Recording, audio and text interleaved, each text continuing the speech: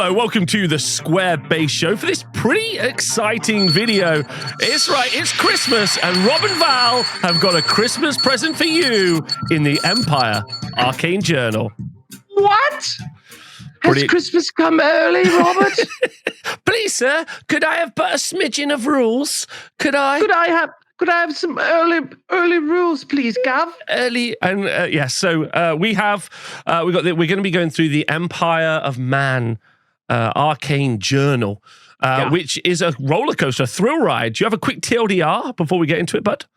All I know is a world exclusive. TLDR on the Arcane Journal Empire situation after our deep dive, which we had some things to say about the what do they call it?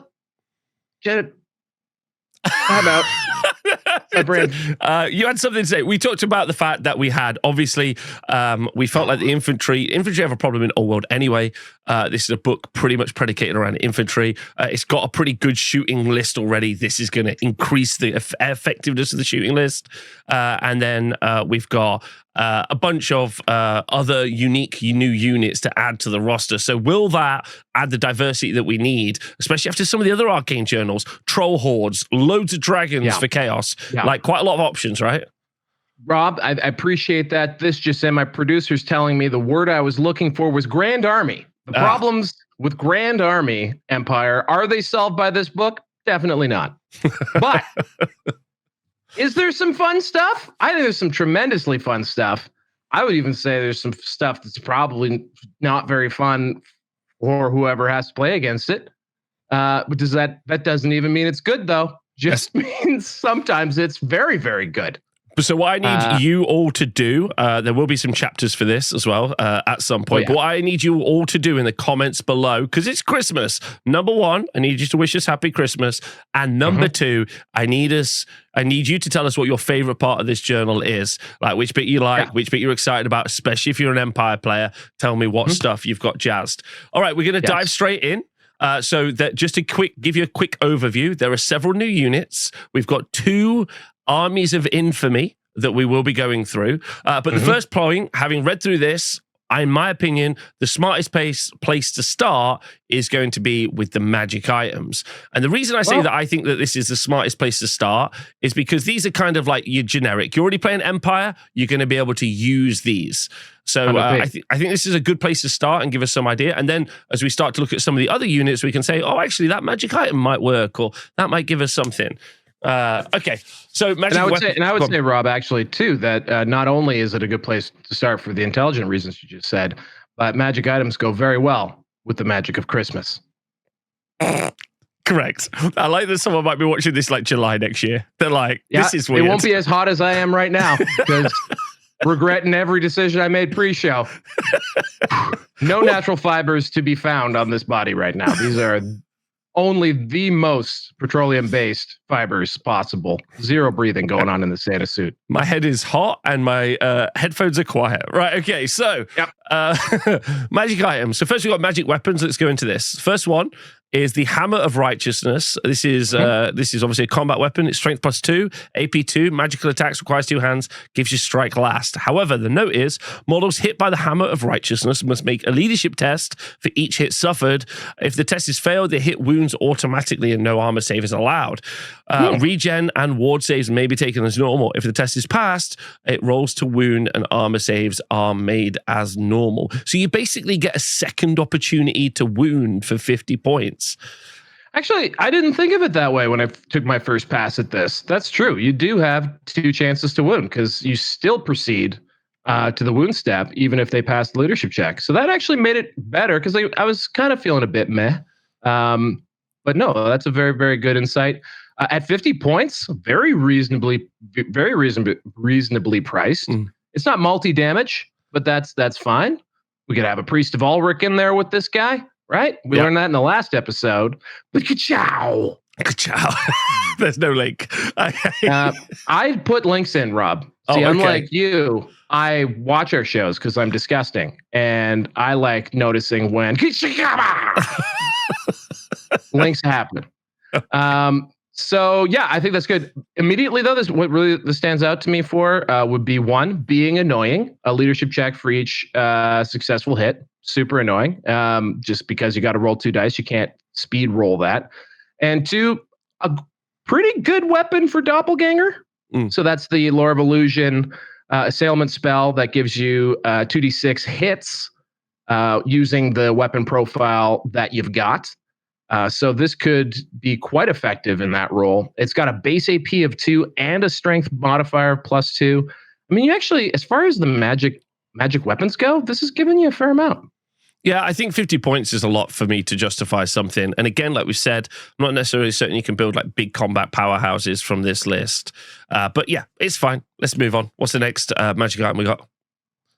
Actually, there was something I wanted to say just before we get deep into the list. Unlike a lot of magic item lists, this one can be used by anyone in the Grand Army for the most part, unless it states otherwise. But often it's sort of locked to the special parts of the faction. So I thought that was pretty cool in general about these items. I agree. Pearl daggers. Okay, this is General Patton's daggers. We've got range combat. Okay, strength user -1 AP. Extra attacks D3. Magical attacks requires 2 hands. Wielder of the pearl daggers may reroll any failed rolls to hit during the combat phase for 35 points. Yeah, I don't think that's terrible on that, but like extra attacks D3 is pretty interesting as well. You can get quite a lot of attacks if you're going into the right units, some good combat res, but are those units you currently have an issue with? And will D3 additional attacks really make that difference? Yeah, I feel you. But at 35 points, it's on the border of, all right. You know, you've already got a cheap character. This does juice up that character quite a bit to go like slice and dice, maybe a random unit. Maybe he's on a Pegasus and he's just. Well, I like the idea. I like the idea of sticking it on a character on a War Wagon when we get to that later. Get the D6 +1 impact hits, gets the D3 extra attacks. You could be stacking a ton of combat res potentially on that charge, which is quite fun. Yeah, not bad for 35. Next one is the Blade of Silver Steel. It's 30 points. It's again a combat weapon, strength +1, AP 1. It gives you hatred against undead and magical attacks, which, seeing as undead are quite popular, not terrible. And then the notes are, the Blades of Silver Steel may only be taken by a model in the Knightly Order Army of Infamy, which is one of our 2 armies of Infamy. Undead models cannot make armor or regen saves against wounds caused by this weapon. So only on their ward. That's quite nice, actually. It is. And, we are in a undead bit of a meta. Tomb Kings and Vampire Counts, both very good lists. Tomb Kings probably pulled far ahead on that count. Does this win you the matchup with undead? Next one's yours. Von Trickshot's Wondrous Arquebus. 25 points. I like this. This sounds great. I like this. Actually, in general, I like this. So this is range 36 inches, strength 5, AP -2, armor bane 1, multiple wounds D3. Von Trickshot's Wondrous Arquebus may only be taken by a model in a city-state of Nuln Army of Infamy. The wielder of this weapon does not suffer the -1 modifier for shooting at long range. That's pretty great. No notes really. It doesn't have the Hochland Long Rifle's ability to target a character or champion, but it does have the ability to maybe punk some wounds off of multi-wound model somewhere. I mean, I don't mind this on an engineer that's already babysitting something somewhere back in the board. 36, great. Strength 5, AP 2, multiple wounds, D3. I think I'd take this. 25 points? I think I'd take this a lot. It's right up there with our favorite bow and arrow. Yeah, I think it's basically, it's a second dragon bow. And just locked to this city-state of Nuln, but I don't think that's necessarily a bad thing. Probably even, I don't know about an engineer, because they're only ballistic skill 4, but again, firing this on a captain, somebody who's got a bit better of a juicy ballistic skill. Yeah, let's do it. I feel 25 points is cheap for like a pseudo war machine, so I'll take that. Absolutely. So going into magic armor, make sure this is the right size so people can screen cap it. Sorry to interrupt you, by the way. Not even pseudo war machine. -2 AP, strength 5. This is almost a dwarf cannon. Yeah. You're wounded stuff on everything in the game pretty much on a 6. So, dwarf cannon strength 8. But multiple wounds D3 is not common? That's the question to ask yourself in the comments and answer. Would you take that for 25 points if your army had access to it? The answer is probably yes, I'm going to say. Magic armor. First one is Shield of the Gorgon, which is 40 points. The Shield of the Gorgon is a shield that may only be taken by a model in a knightly Order of Infamy army. In addition, whilst in base contact with the bearer, enemy models suffer a -1 modifier to their attacks characteristic to a minimum of 1. I stopped and read this one a bunch of times. I wanted to like it. I think ultimately I'm meh on it because it's not the unit he's facing. It's just anyone in base contact. So I don't disagree with you, but actually, once we start going through this, there's this kind of build that's quite bad, where there's like minuses to hit, lowering of weapon skills as we go through it, reducing the attacks characteristic. I don't think it's strong enough that like you're going to take it. But I think it's interesting to like start to list build and say to yourself, especially if we end up with a more like in some sort of Empire kind of like Death Star kind of like mega brick, you might be able to really reduce the effectiveness of units that are charging into you. But like you say, it's models in combat, probably not. Well, models in contact. Right? In contact, models in contact. Sorry, if it was like, I mean, if it was like the Enchanting Aura from Chaos, which is like a unit in combat is strike last, that's pretty good, and it's about the same amount of points. Exactly. So that's where it kind of fell down to me. But you know, maybe it's alright. Also, how does this work when you're up against a multi-profile unit? Is it every profile? Like, for example, a chariot? I'd say it's the whole thing. So it's the mount and the rider. Okay, feels right. Cool. Twice blessed armor, 25 points. I like the price. Twice blessed armor is a suit of full plate. Okay. In addition, the wearer may cast Hammer Hand from the lore of battle magic as a bound spell with a power level of 2. That's pretty rad. Yeah, that's good. I like that. Yeah, I don't hate that at all. Like I could build that on the right character. I don't know if there's a champion that could take it, but maybe. Like I don't hate that. I don't hate any of that. Is what I'm going to say for 25 points. Yeah. For 25 points, Hammer Hand is not necessarily a spell that you're always going to take when you're running battle magic. You're hoping for other ones probably. But, you know, if you could put it on the guy who you want in combat and maybe he gets it off for 25 points, I think that's a great little chip on. That's great. It's fun too. I like the idea of bounce spells. Yeah, me too. Spoilers. Talismans. So we got a 20-point one. It's a very common magic item. It's called the Witch Hunter's Ward. A model that bears the Witch Hunter's Ward has the magic resistance too. Very good. In addition, once per game, the bearer of the Witch Hunter's Ward can reroll a single failed armor save. So number 2, I'm not too bothered about, but number 1, I am quite bothered about. Also, if I'm right, and this is going off memory, so when we come back to it later, I feel like the War Wagon's a 3-up armor save. If that's a mount, a 3-up armor save potentially with a reroll is better than, you know, a 4 or 5-up with a reroll. But it's only once per battle. Basically, 20 points, magic res. Do you want a magic res in your army? Maybe, especially if you can't take a bunch of level 4s. Could be okay. Yeah, it could be okay. And I think, honestly, that is a cheaper cost than you would have for generic magic resistance, if I'm not mistaken. And you get a free little reroll included. So if you are looking for magic res and you're playing Empire, seems like a no-brainer. The Slayer's Hourglass, 10 points. Enemy models whose troop type is monster suffer a -1 modifier to their weapon skill characteristic whilst in base contact with the bearer of the Slayer's Hourglass. I wish I could have the air I just breathed back. I know it's rubbish for 10 points, but you can see what I mean. -1 weapon skill, which isn't -1 to hit, which would be much better. -1 to their attack characteristic. I'm just saying that there is something there. Did they intend for them to be together? I don't know. You know, like, but it's a thing, at least. And also the monster's weapon skills isn't normally brilliant, right? I guess that's true. Yeah, usually they're sort of around 4. You know, maybe 5 on like the fancy dragons. I don't know. But yeah, you got a point. Maybe you step it up. Maybe you're hitting them on 3s. Maybe you do get a -1 net effect out of it. Okay. You know, they hit you. Maybe they hit you worse. Like for 10 points, the opportunity. Dragons are everywhere. So might be worth something to look at.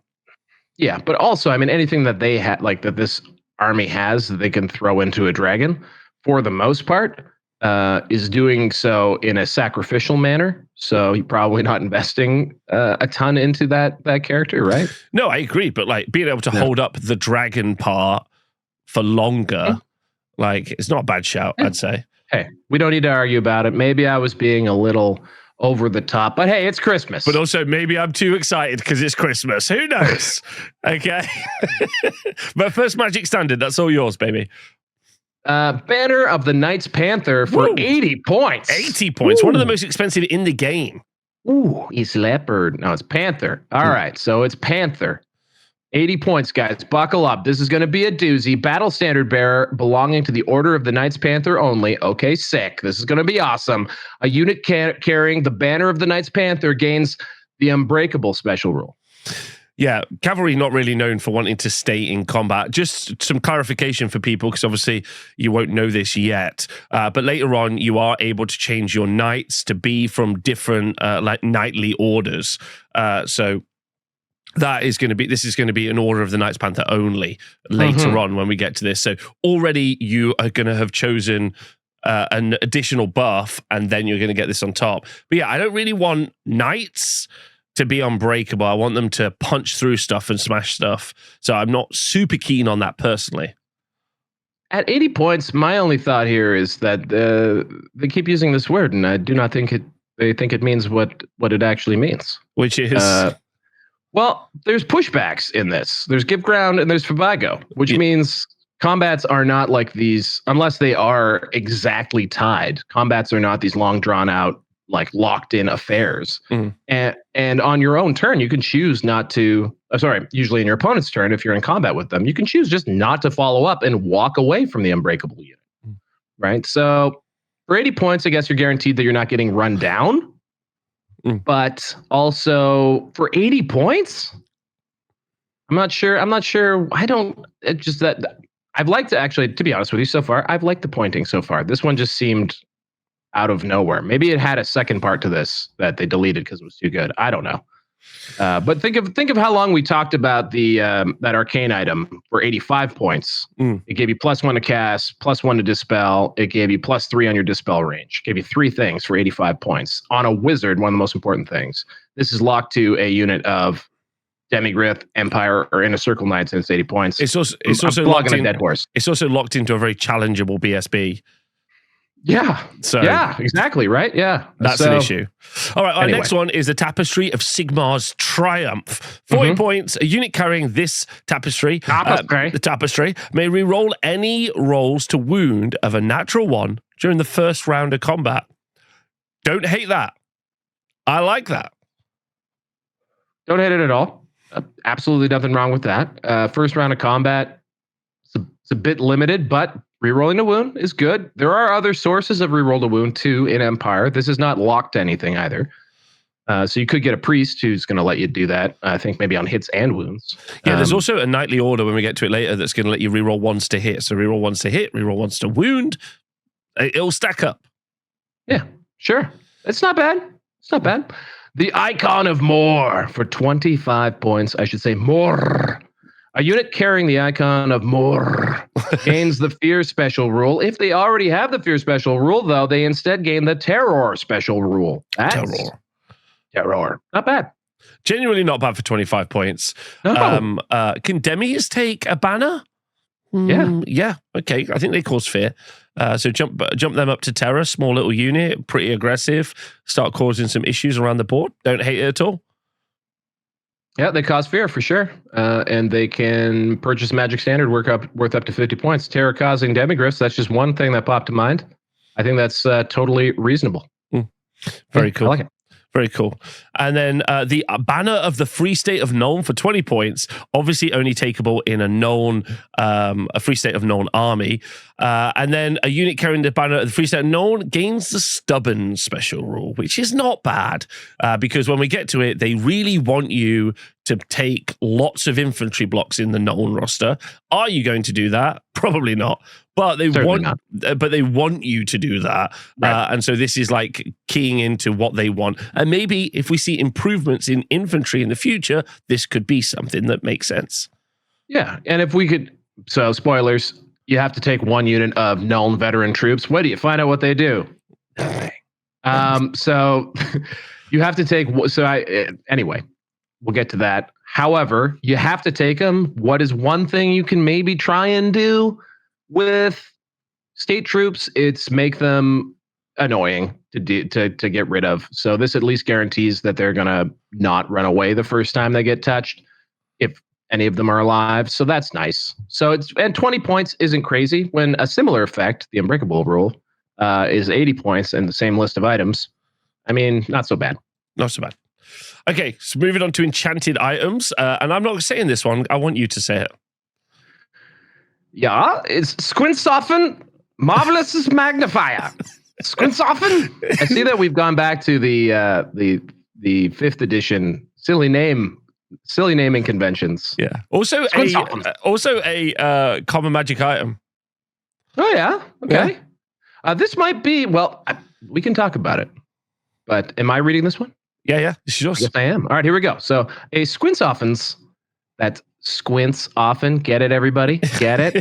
A Squintsoffen's Marvelous Magnifier may only be taken by models in a city-state of Nuln army of Infamy. The bearer of a magnifier and any unit they have joined does not suffer the usual -1 to hit modifier when shooting at long range. You're gonna see this, I think. I think for sure, and let's once we start talking Nuln, let's definitely get into Squintsoffen's Marvelous Magnifier, because there's a very specific unit that this is a perhaps obvious, perhaps trap. Potentially, but I think that's why it was important to talk about this first, because these are going to develop some scales we get later on, I think. And that's no -1 to hit modifier with shooting at long range. Very good. Yeah. The Ring of Fortune is 20 points. I mean, it's expensive, 35 points, but I think it's worth it. Anyway, Ring of Fortune. Depending on what it's on, right, guys? Depending on what it's on. Exactly. You never put a ring when it's not worth it. Right. The Ring of Fortune, 20 points, single use. The bearer of the Ring of Fortune may reroll any failed rolls to wound during that combat phase. So the combat phase. Not bad for 20 points. You really want to double down on something. You know, you've gone for the Pearl Daggers. You've gone for D3 at extra attacks. Now you reroll into hit. Now you reroll into wound once per. Not bad call. Yeah, not a bad call for a one-shot explosion. It depends. Could be really good. Really kit up one of the chapter masters and just go crazy, but probably not. Yeah, there's there's the Paymaster's coin, which gives you reroll all hits, which is a common magic item. I think is right around this price point. So you can, for not too crazy amount, give yourself reroll all hits, reroll all wounds.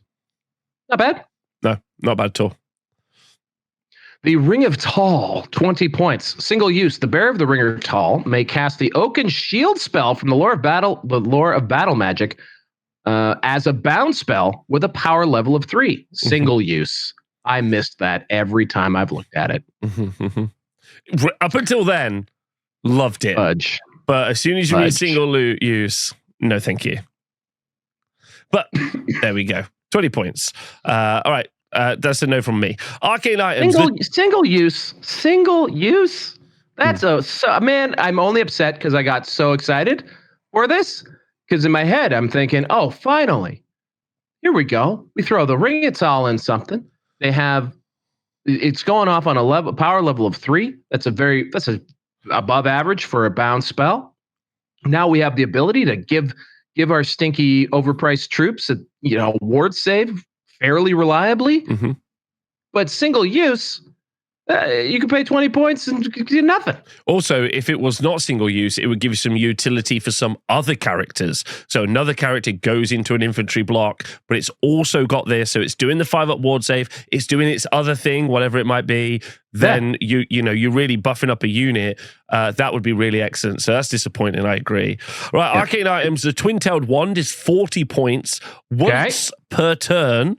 The bearer of the Twin-tailed Wand may attempt to cast one of their spells a second time. However, should they miscast a spell, the bearer is overwhelmed by the winds of magic, and instead of rolling on the miscast table, suffers D3 wounds with no armor or regen saves, but ward saves can be permitted. Now, I'm right now saying this, because we've only just got this today. We've been reading through it.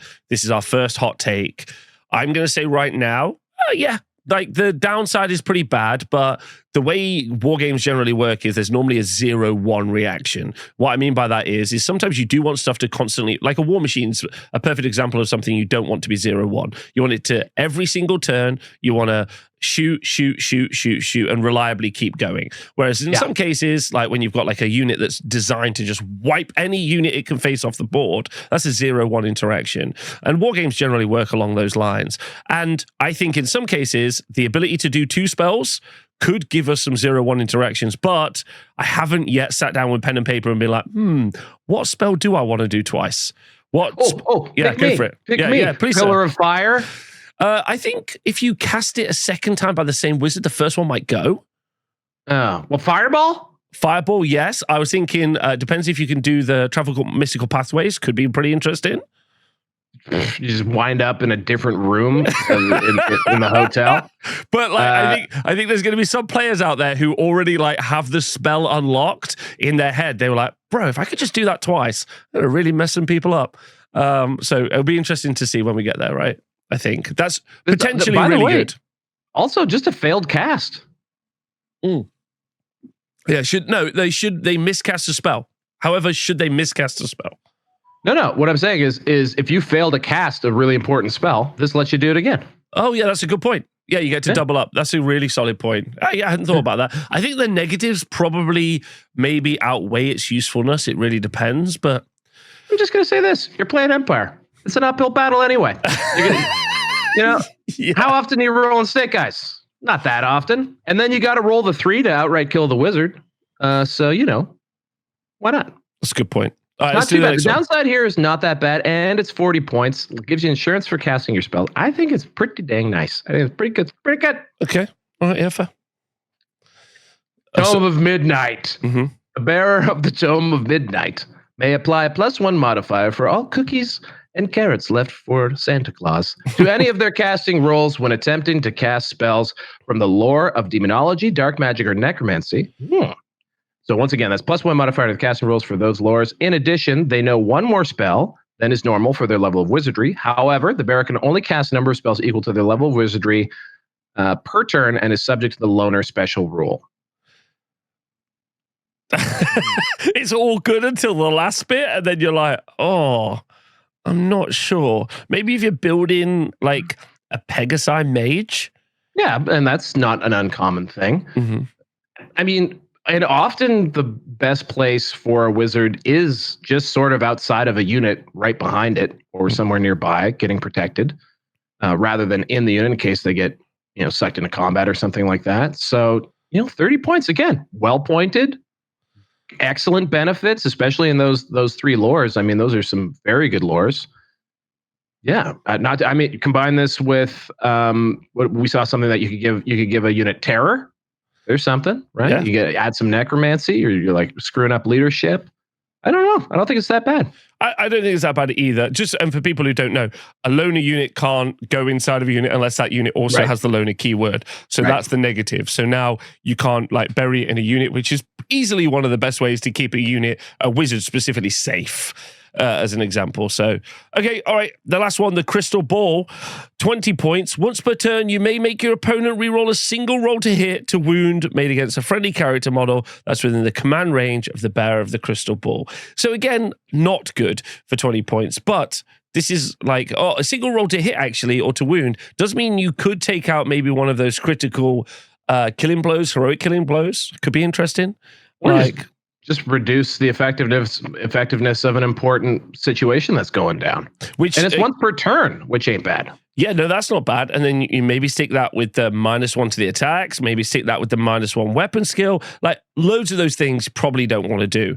But it does mean you can maybe start to change those numbers around a little bit, which I think is fun. So Val, as a kind of review of the magic items being given to Empire, anything that stands out to you specifically? Because I think there's a clear winner.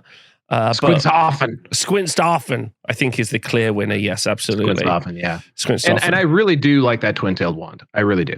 I think that's a good shout as well. Okay. I am a Ring of Tall is single use. I have not noticed that. And not that we've been with this for very long, but I was quite horny for the Ring of Tall and not as much anymore. So now we're going to move on and start looking at our empire, our two different armies of Infamy. Then we'll start looking at the units. So the first one, the Empire Man, the city-state of Nuln, is going to be your kind of gunline, shooty, heavy, nail-biter army. I guess that's what we're saying. Oh, I'm just so nervous. Is this going to be good? Is this going to be good, Rob? Let's go. Okay, all right. So we're going to look at the composition list. So obviously, armies of Infamy change the composition away from the grand army and the way you build armies. So for characters, up to one general of the Empire or lector of Sigmar per 1,000 points. Then you can have as many captains of the Empire, master mages, witch hunters, priests of Sigmar, and Empire engineers as you want, up to 50% of your points, obviously. And you can have up to one war altar of Sigmar taken as a mount for a lector of Sigmar. Go on, Val, tell us immediately the problem with that. Can we just because I didn't see Wizard Lord in that list. You did not see a Wizard Lord at all. Rob, there's no Wizard Lord. Rob. Which means no level 4 wizard.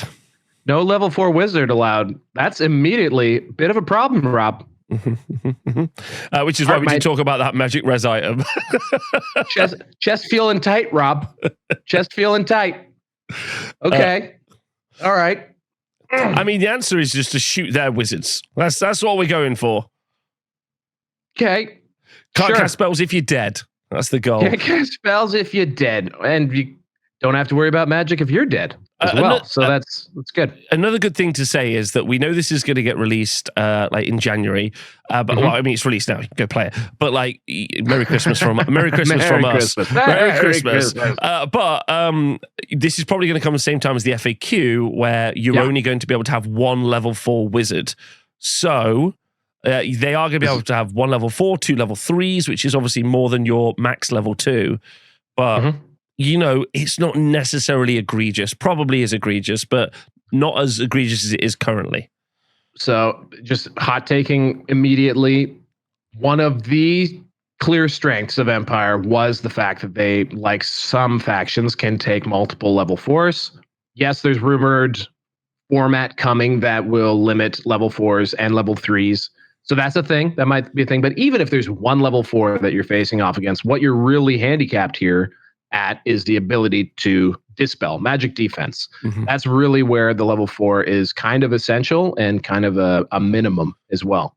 So not having that doesn't mean this automatically sucks. It means it's automatically harder to use because you just lose out on just what the game really turns on, which is magical abilities. So, and not only dispelling numbers, but also dispelling range, because range goes down from 24 goes down to 18. But also, you know, you do have one of like the best kind of not the best anti-magic, that's chaos, but a good anti-magic piece really in the War Altar of Sigmar. In before the comments beat me up for saying a good anti-magic piece, but reduces the casting value of enemy wizards, all wizards, yeah, within 18 inches by 2. So probably I still don't think it sees play, but you know, there's a way to balance it back round for you a bit. Yes, and you can buff the dispel as well on Empire wizards. So immediately right there, you could get a level 2 juiced up to the dispelling power of a level 5, right? If you have everything sort of together. But like you just mentioned, the range is less. It just becomes a bit tricksy. So, you know, it's again, so we have a headwind immediately. That's all right. It's not like there's going to be a useless tax unit in core. Well, of course, always a tax. You play an Empire. Okay, so I'd like you all to know there's some super cool stuff coming up. We've got ogres, we've got war wagons. It's Christmas. It's Christmas. It's Christmas, guys. It's Christmas. Let's not be a bummer. But that is a bit of a bummer. That's a bit of a bummer. I agree. Yeah. All right. So for core, at least 25% of your army's points value must be spent on these. You need to have one unit that's a regiment of Nuln state troops or Nuln veteran state troops, which we'll talk about in a moment. Then you need one unit of outriders, You can have up to 1 unit of Outriders. Ladies and gentlemen, ring the bell because it's a Christmas miracle. It's a Christmas miracle per 1,000 points. And then you can have multiple units of Free Company Militia and Empire Archers. We'll skip the Nuln State troops for a moment. Vow Outriders for 1,000 points. Outriders per 1,000. 1 unit of Outriders per 1,000 points. How do you feel? Full disclosure, you didn't know this when you opined, I wish Outriders were core. And I said, that's a bit greedy. I also didn't know this. Yeah. And I thought it was a bit greedy. And look at this, a Christmas miracle. Outriders in core. There's a lot of different things they could have put in core. Outriders, sure, why not? That's fabulous. Now there's something that you're like excited to spend points on. We've talked about the Von Schotten, Squinton, Hauffens spectacles. Yeah. And so, they're potentially not going to be suffering that penalty at long range, which is lovely. They have another special rule coming up. Buckle up. It's a good one. Yeah. So Outriders get a glow up for in the Nuln Army of Infamy. That would be probably the headline is Outriders on this one, which is, I don't know. I think it's awesome because Outriders are guys with machine guns on horses. Mm-hmm. I'm down. But we can get into what we think about that. Super mobile as well, and their output could be nuts. And the fact that you can just be like, cool, like I got to spend points in core anyway. Why don't I just have a unit that's going to run up the board and just unload unholy hell? I think that's pretty decent. We'll go look at the Nuln State troops and non-veteran troops in a moment. We'll just rifle through the last section. Last two sections. So special. Up to 50% of your army's points values may be spent on Empire Greatswords, Pistoliers, Outriders, Empire Knights, and War Wagons. And then, which is a great opportunity, I think, at least to start singing Rawhide while you're moving your War Wagons around. Yeah. And I'm tempted. It's a castle with wheels. It's rolling. And you know what? It's priced nicely. I'm looking forward to talking about the War Wagon. I'm not going to lie. I think it's got play, guys. If you like War Wagons, if you think, man, I wish I could run a War Wagon, you might be able to run a bunch of War Wagons.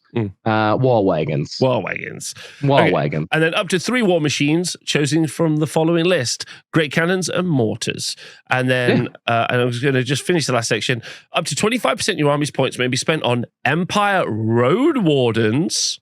Whatever could they be? Yeah, up to 2 war machines chosen from the following list: Hellblaster Volley Gun, Hellstorm Rocket Battery per 1,000 points. And if I'm right, is this more Hellblasters or no? This is the same amount of Hellblasters. More you can do. That's 4 Hellblasters potentially in the rare slot. Pointed, I believe the Hellblaster is 120, so you could literally run 4 Hellblasters. I mean, if you weren't running the very vast format, but the rumored official format would allow you to run 4 of them. Yes, would allow you to run 4, which feels, again, if you've already got a bunch of core run up the road, then 4 Hellblasters shooting you is good. And then mercenaries, you can have Imperial Ogres and Imperial Dwarfs, and up to 2 Doom Seekers per 1,000 points, 25% of your points. And then single Captain of the Empire or Empire Engineer may be upgraded to be your battle standard bearer for 25 points as well. That's neat. Yeah, so you can have an engineer that's going to be... So before we go look at the little troops, what's your kind of hot take on at least the army construction? So once we got through the Wizard Lord thing, I actually think there's a lot of fun to be had here if blowing your opponent off of the table with a couple good rounds of shooting is your idea of fun. By the way, for me, for the record, it is indeed fun. So, and as someone who has played the current version of Empire Gunline, and I've actually run Outriders, which were already, I think, sort of right on that edge of playable. This now makes them almost in this army list an auto include. What else do you want to spend your points on out of that list of stuff? Mm-hmm. So yeah, Outriders 0 to 1 per 1,000. So you can get 2 units of Outriders in a 2,000 point army into your core. I think that's a great place to start. Yeah, and 3 Hellblasters. Even in square base standard, where we have sort of that hard cap of rule of 3. That's fantastic. Doom Seekers. You can have up to 4 of them in this army, which is really funny. Mm-hmm. So, yeah. And apparently Robbo is excited for Imperial Ogres. I'm excited for Ogres, definitely. Right, so looking at the special rules for the city-state of Nuln, we've got some pretty exciting things. First thing, big guns know no fear. Empire engineers in the city-state of Nuln and any unit they have joined gained the immune to psychology special rule whilst there are friendly war machines within command range. Pretty cool. Yeah. Like, I do generally want my dum-dum units of Nuln State troopers to be able to run away, but that's fine. It's nice that they don't. Especially if you're going for like a dumb unit to hold, that engineer could also be a BSB and he's doing something in the unit. There's like maybe, like, I'm not saying yes, but I'm not saying no. Yeah, the Empire as the engineer as banner bearer, I think is a cool, flavorful choice. Yeah, especially when we learn that you can take a War Wagon as a mount. That's why the War Wagon comes with an engineer now, guys. Let's go. So that's pretty neat. Let's go. Entrench position. I think this is similar to the dwarf version of this. So during deployment, you may entrench a single non-character model whose troop type is War Machine for each Empire engineer your army includes. An entrenched War Machine is considered to be behind partial cover and to be defending a low linear obstacle. Should the War Machine move for any reason, it is no longer entrenched. Including Vanguard move, which I think is worth mentioning because as we get to... you mention it. The funny you should mention it, as we get to the gun limbers special rule. In fact, actually, again, let me just make it so that people can screen cap it if they need to. Okay. So as we get the gun limbers special rule, veteran gun crews can deploy their weapons from horse-drawn limbers. Anyway, up to one war machine per 1,000 points chosen from the following list may be given the Vanguard and veteran special rule. Great Cannon, 5 points. Mortar, 5 points. Hellblaster Volley Gun, 15 points. And then the Hellstorm Rocket Battery, Val's favorite war machine, 10 points. Just the worst. How do you feel about this? So they can move, basically, their Vanguard move is 3 inches. Yeah. So it's not crazy. Definitely doesn't matter for a Great Cannon or a mortar. Maybe a mortar if you want to like peek it out to get line of sight and be hidden otherwise, but you don't know if you're going first. So yeah, basically the only thing this really matters for is the Hellblaster Volley Gun, because if you're deployed on the line, you go forward those 3 inches. Now, you know, the first 2 ranks of your enemy are in range of the Hellblaster Volley Gun. And you can even do the pivot on the spot move, maybe to, depending on how you feel about it, to get even maybe another inch. So maybe an extra 4 inches of range for that first turn with Hellblaster Volley Gun, because hiding from it or just outranging it in that first turn is, you know, the simplest way to not get shot with 30 strength 5 AP2 things. So, or AP1 things. So yeah, I think on the Volley Gun, worth considering. It does jack up the price of an already pricey unit that you're also supporting with a character. So, you know, it adds to the investment of the Hellblaster. But if you got 4 of them, why not have a couple that can move? I think also what it does is it also like increases your potential threat range, which maybe makes your opponent deploy deeper. And if you are running a gun line, you want them to be as far away as possible, right? So they're going to be like, okay, cool, I want to be away. So, you know, an extra 3-4 inches, it's not bad. So you just say, I can Vanguard like 1,000 times during deployment. Don't forget. Psych them out. Don't forget, I can Vanguard. I'm crazy enough to do it.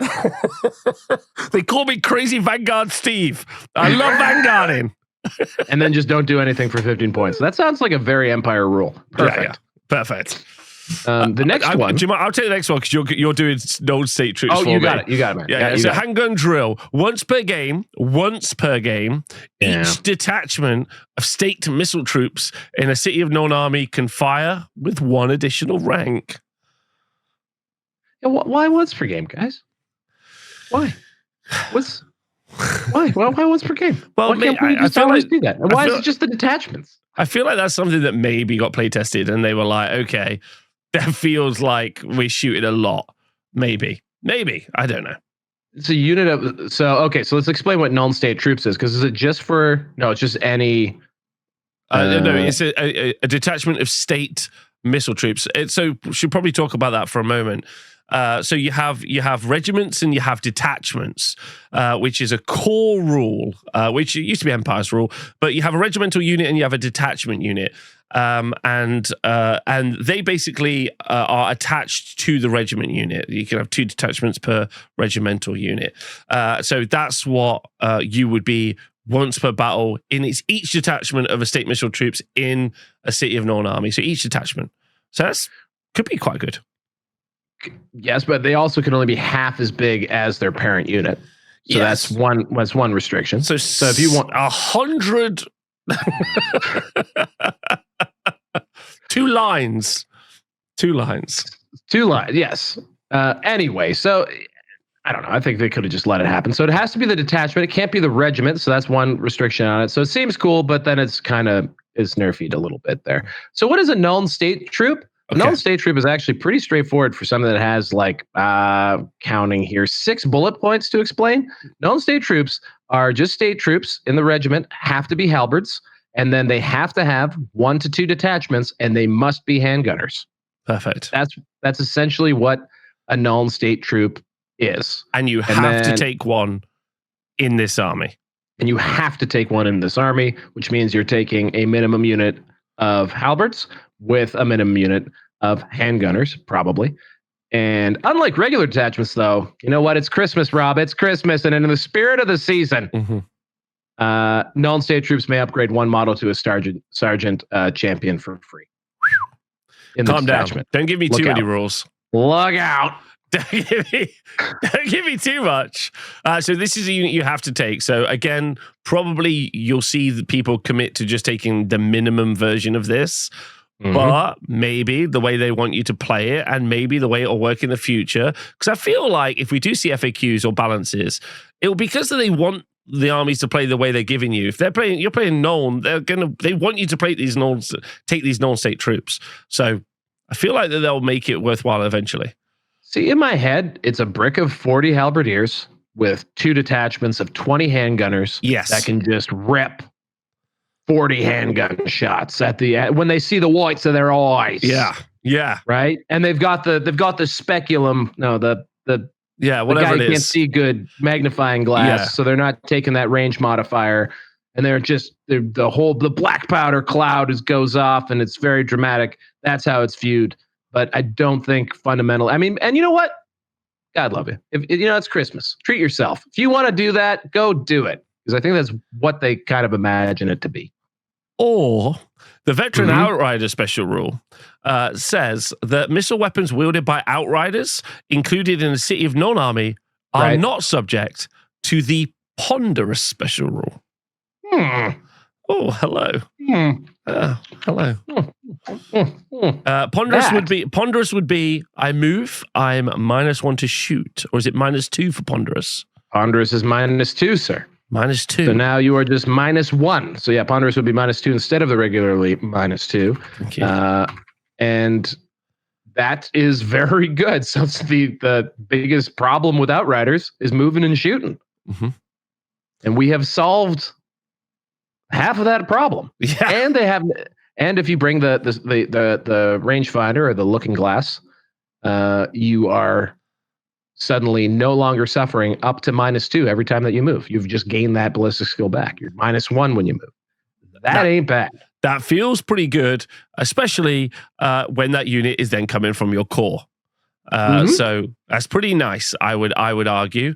And so I feel like a lot of this stuff, obviously, they've given us some war machine bonuses, and they've made us take some state troops, which I'm not super excited about, but that's because that's an infantry issue, I think, and maybe an Empire infantry issue as well. But then we got the Outriders. So Outriders definitely shining from this roster so far.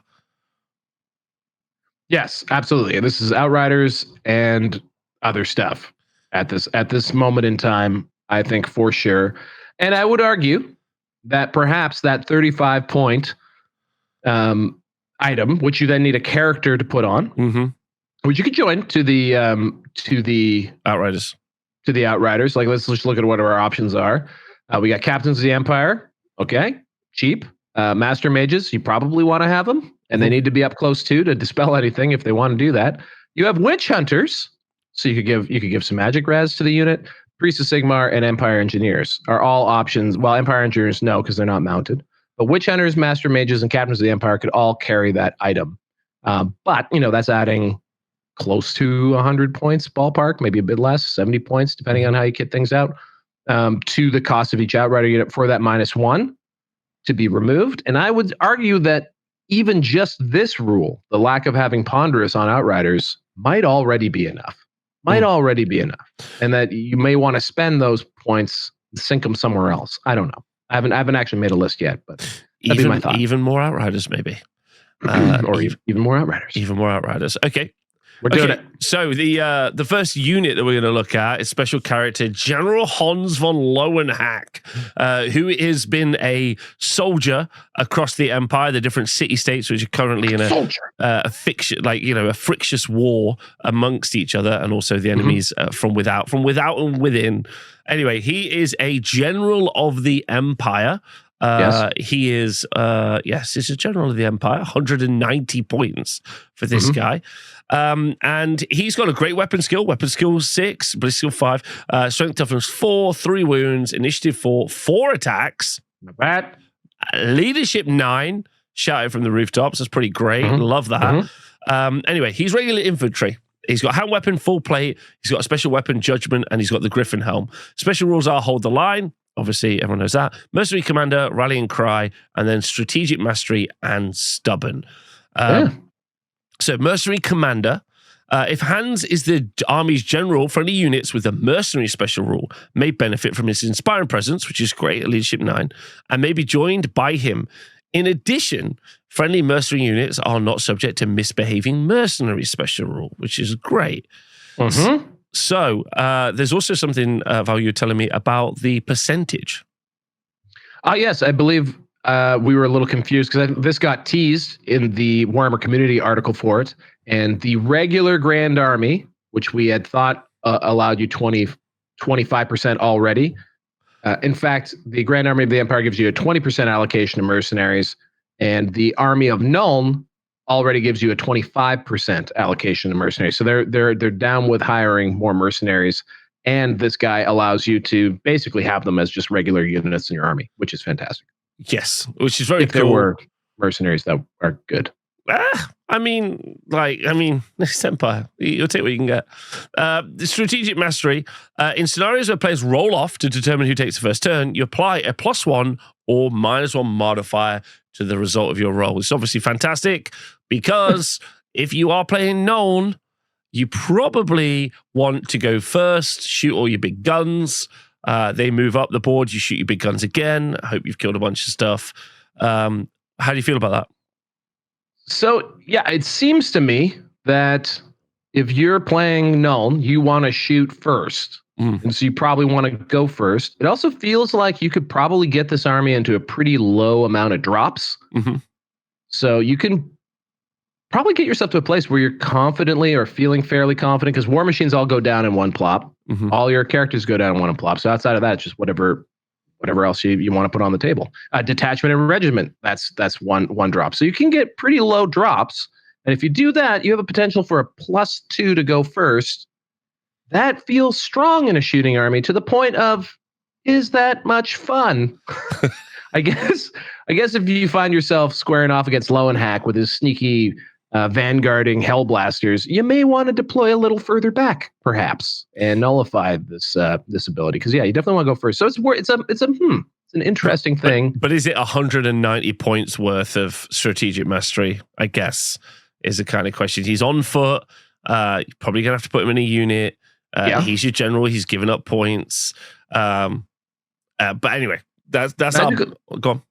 Well, so he's got the Griffin helm, which gives him a 5+ wounds, 5 up board save against any wound suffer, makes him immune to killing blow as well. So that's nice and tough. I think we knew about this one. Maybe, I don't know.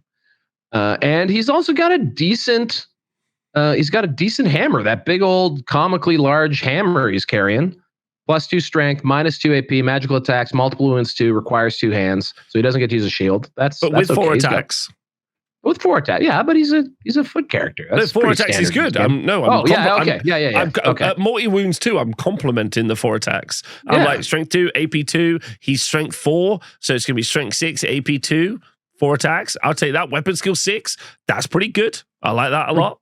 Is it 100 points of kit though? It's very close to fair. Like, you're not getting a deal with this guy. No. But I don't know if it's abusive, like maybe another character we'll talk about later. So, yeah, this one is a maybe to me. Like, if you really want to try and juice it and go first and just be that guy, Lowenhacke is worth a look, especially in the army of Nuln. And in that version of the list we were talking about that was probably designed for, which is one big brick of halberds, two good-sized detachments of handgunners holding the line. Well, you got this guy right in the middle. I think that means everybody's stubborn. That's pretty cool. Yeah, no, I super agree with you. Like how it's written definitely works. Okay, so we are going to look at the other units that are going to work well inside Nuln, and we're going to jump straight to the Empire Road Wardens, which I can't stop calling the Road Warriors in my head. They're not that, but that's what I'm calling them. So this is a light cavalry unit that starts at unit size of 4. Each one is 18 points. Pretty spenny. Pretty spenny. They are move 8. They're on a war horse. Strength toughness 3. They've got heavy armor, hand weapons, and crossbows. Yeah, that's right. Crossbows. The entire unit may replace their crossbows with pistols if they want to for a point, making them 19 points each. A brace of pistols. A brace of pistols for a point each. And then any unit, they can have a full command. No, you can have a captain and musician. You can also have feigned flight for 2 points per model. Your captain can have some different weapons, and then a unit may replace Vanguard, which they have, also with ambushes and scouts. And special rules, they got fast cav, fire and flee, open order, skirmishers, swift stride, and Vanguard. And lastly, before we start talking about what we think of them, they've got Guardians of the Imperial Highways. Any army made using the Empire Man Grand Army composition can include up to 1 unit of special Road Wardens. Road Wardens as a special choice per 1,000 points. That's right. And representing this unit in your games, Road Wardens can be made using the Empire Outriders armed with crossbows, taken from the Empire State Missile Troops, or with pistols. Whew. Oh, I should also say probably most important stat. Ballistic skill 4 on a Road Warden. Bazinga! Sorry, I apologize. I should have maybe led with that. Merry Christmas. Here we have, Rob, good pistoliers. Yeah. Well, I should say usable pistoliers. that don't have impetuous. That don't have impetuous. That scout that can ambush. So like they're out there on the periphery, raiding stuff, doing things. That can fire and flee, have feigned flight as well, so they're automatically rallying from those fire and flee moves. I think that this is essentially what pistoliers should look like, minus the crossbows. The problem is now, if they have pistols, they're immediately they're just outriders without their blasting gun, without their very large repeater hand rifle, for the same amount of points, 19 points, and no other benefit. I don't think. No impetuous, no, I'm saying over an outrider. So an outrider is over an outrider. Yeah, an outrider is 19 points, and so these guys with pistols instead are 19 points, but they get the ballistic skill buff. Yeah. So I think, look, if you like pistoliers, it's a Christmas miracle. We have pistoliers now that you can use. Bit of a bummer that they fall in special. In the army of Nuln, they fall into rare, and that means they're competing with 4 Hellblasters or 3 Hellblasters or what have you. So, or steam tanks. So in the army of Nuln, I don't even know if we shouted out that you can take steam tanks in the army of Nuln. But anyway, so it will be competitive in that slot. But in a grand army, you can have 2 units of actually, if you really love pistoliers, here you go. These are actually useful pistoliers that you can go and harass people with and dance around and have fun. Yeah. I mean, they don't have what some of the other kind of skirmish blocks that are out there at the moment, run around, throwing poison attacks out. They're on slightly larger bases, so maybe they're a little bit more hard to hide and screen. But it's definitely a cool unit that could maybe be the backbone of some sort of semi-evasive, shooty army. Is it got enough output for it to be worth 19 points a model?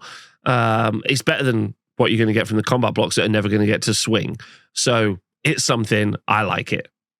I just, because I like pistoliers right now, you suffer. Like I said, if you in the deep dive, if you put pistoliers in your army, you literally are being punished for wanting to take that unit. Yeah. This is just the ability to take that unit and not feel like you are being punished for taking that unit. Yes. So that's great. And like, so there you go. Here are Pistoliers. They're they're a little expensive, but unlike Pistoliers, which should have things like Scouts and Feigned Flight and things like that, these guys can have it. You got to pay the points for it. Who cares? If you want to use them, you can. Way cooler. Love the Road Wardens. Also, you could make them as Road Wardens, and that gives you a little hobby opportunity as well. Oh, absolutely. I think that would be super fun. So yeah, I'm saying big plus. Okay, War Wagon. Everyone's excited. Everyone's thrilled.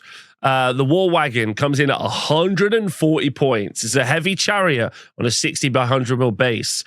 It's got a 3-up armor save. Everyone, Merry Christmas. Merry Christmas. Tough as a steam tank. Yeah. Well, no, as armor resilient as a steam tank. Not as tough. Sorry. Toughness 5 with 6 wounds. Mm-hmm. Strength 5, which is great for its D6 plus 1 impact hits, which get an AP of 1. And unlike other chariots, this model treats low linear obstacles as dangerous terrain rather than impassable for all of your woodland hedges, which is good. Okay, so that's what the War Wagon, 140 points. It does have 6 crew. 6. Yeah. And when we get to this in a moment, they're all equipped differently, which is very funny. And then it's movement 7. Now, it doesn't have swift stride. It's got close order, crushing weight, which crushing weight is the AP 1. It's got impact hits D6 plus 1 on the War Wagon, which, like we said, strength 5 AP 1. It's a large target. It's got a stable firing platform, and it's got stomp attacks D3 plus 1. So on the charge, this thing has got, if you spike high on the roll, D3 plus 1 impact hits, D3 plus 1 stomps, D6 plus 1 impact hits. There's a lot of combat res potentially coming out of a War Wagon. Yeah. It's actually kind of impressive. For 140 points. For 140 points. And just a bunch of wacky shit hanging out in the back of this War Wagon. Absolutely. The stable firing platform thing is cool too. So it can move and shoot without... it can march and shoot, which is neat. I wish that the ballistic skill of the crew was what we just saw from the. I wish it was stocked without riders, but that's okay. We can't have it all. Mm-hmm. But it's rocking a blunderbuss. Let's go for that. Let's go look at. Let's go look at it. Yeah, so it can. I mean, march and shoot. That's what the stable firing platform does. March and shoot. Seems pretty fun. So assorted weapons. In addition to their hand weapons, each member of the War Wagon's crew, there are 6 of them, is armed differently, with each carrying one of the following 6 unique weapons: a blunderbuss, a long rifle, a repeating rifle, a ball and chain, a hooked halberd, and a man catcher. Merry Christmas for a man catcher. During the shooting phase, each member of the crew equipped with a missile weapon may shoot with that weapon. During the combat phase, each member of the crew may choose to use either their unique weapon or their hand weapon. In both cases, the controller must roll different batches of dice for the different weapons, making it clear their opponent which crew members' attacks they represent and where they're being directed. A bit annoying. Yeah, you're a bit annoying being clear with your opponent. well, not just being clear with you. It's just like I've got 3 slightly different attacks that I will now roll one at a time and miss with all of them. We can continue playing Warhammer. It's just a little, but it's fun. It's fun. Yeah. So the blunderbuss is 12 inches, strength 3, AP 1, multiple shots D3, volley flyer. And then you don't take any modifiers for firing at long range or for using multiple shots D3 special rule, all whilst making a standard shoot reaction. So blunderbuss is not bad. Old blunderbussy. Nice. We got a long rifle. Yeah. Go for it. You could tell us about it. 36 inches, strength 4, AP -1, armor made 1, cumbersome. A model armed with a long rifle can target specific models within its target unit, such as a champion or a character. So shades of Hochland long rifle there. Honestly, I don't hate this. A gun line, the opponent comes near you, you charge him with a bunch of chariots, just giving them a bunch of impact hits. Not bad. Repeating rifle, 24 inch range, strength 4, AP 1, armor banes 1, but multiple shots 3. Yeah. It's the repeating rifle. It's fantastic. And then we got ball and chain, combat. It's obviously this combat weapon, strength +3, -2 AP. Armor bane 1, requires 2 hands, strikes last. Still, I mean, that's getting you up to a strength 6 swing of a giant spiky ball. I absolutely adore the fact that a Dragon Ogre goes in with a great weapon, a Dragon Ogre, and he's like, +2 strength, baby. And you're like, yeah, well, this is Hans. He's got a ball and a chain, and it's strength 3, you nerd. Whack. Miss. Yeah, but he's in a castle on wheels, man. So with new horses, with some very nice new horses. That's true. As was previewed on Warhammer Community. What about that hooked halberd? Strength +1, AP 2, arm bane 2, requires 2 hands, and the man catcher, strength +1, -1, but killing blow. All right. I'll take it.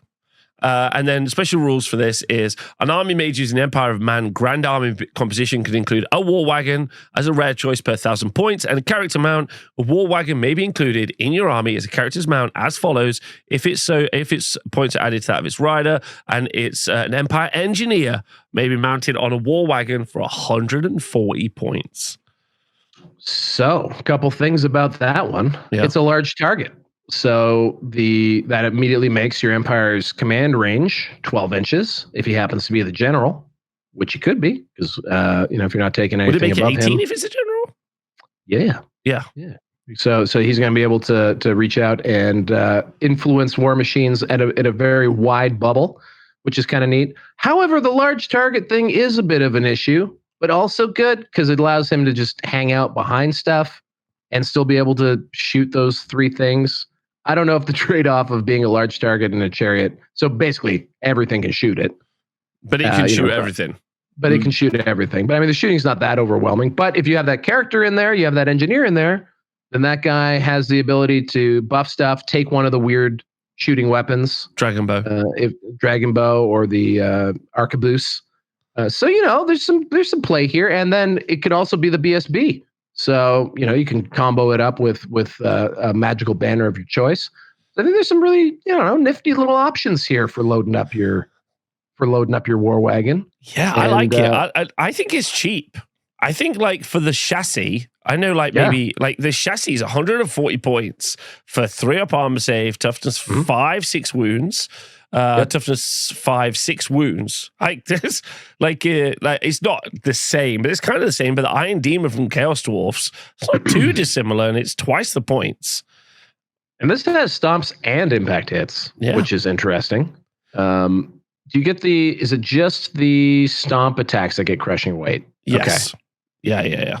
I would say. Do you get any AP at all on those impact hits? I don't think so. Heavy Chariot, I don't think so. No. Okay. But I still don't think this is bad, and I think this might even be really, really good. I think it needs testing, but I think this could be absolutely brilliant. Also provides you the opportunity to bring a butt ton of them.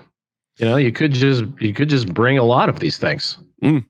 Yeah, I think they're special. They're special in uncapped in Nuln, if I'm not mistaken. Let me go scrolly uppy here. Yeah, we'll go get it. In special, you can have multiple. Are they in special? Yep, they're in special for Nuln. Multiple War Wagons, so 140 points with 1,000 points to play with. It's a lot of War Wagons. It's a lot of war. It's a lot of war wagoning. A lot of war wagoneering. It could be cool. And you could also have 3 engineer. You could have 3 of them in your character allocation if you're so deemed. So there's a potential to run a pretty war wagon heavy list. 6 war wagons could at least be funny. I'm not mad about it. I'm glad that it got fun rules. It's reasonably pointed. Yeah, and we were talking about using the Royal. Help me, Griffin, the Royal Griffin or the Imperial Griffin, sorry, for sort of that counter punching unit from behind the gun line for going out when inevitably your enemy closes on you after all your war machines misfire. Now you have a big old chariot that can go do some damage instead. You get about 2 of these probably for what you invest into the Griffin. So it's something. Yeah, definitely. All right, so next up, because we definitely can have more mercenaries in Nuln, we're going to look at the Imperial Ogres you can get. You're not a surprise on the loadout for the Ogres. They obviously they're an Ogre, so they're strength and toughness 4 with 3 wounds at 31 points. But anyone who's keeping track means that they're 10.3 points per wound, which is only about 3 points more than your Empire State guy. Well, It's 5 points more than Empire State guy, 3 points more than a veteran. But they've got 3 attacks each at weapon skill 3, which isn't great. But they've got movement 6 with impact hits 1. They've got armor bane. They cause fear. They do have mercenaries. They've got motley crew. They've got an ogre charge as well. And the ogre charge is the armor piercing characteristic of the impact hits caused by them are improved by their rank bonus. So I don't think that's super important. You can give them a bunch of different... they come with light armor as standard and hand weapons, and you give them a bunch of different weapons. Great weapon. I like strength 6 ogres. I'm not going to lie. I don't mind 93 points of ogres swinging 9 strength 6 attacks with a great weapon. Don't hate it.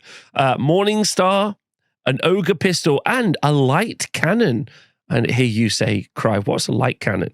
And then any unit can have an ogre captain and replace their light armor with heavy armor. So you have 5 up save. And then their light cannon.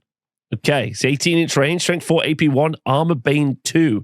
And if the roll to hit is successful when firing a light cannon, causes D3 hits to the target, to target enemy unit rather than the usual one. Not very popular in the ogre book itself already. The old ogre cannon, but I don't mind the ogre. Yeah, the light cannon, but I don't mind it. What do you think of this unit?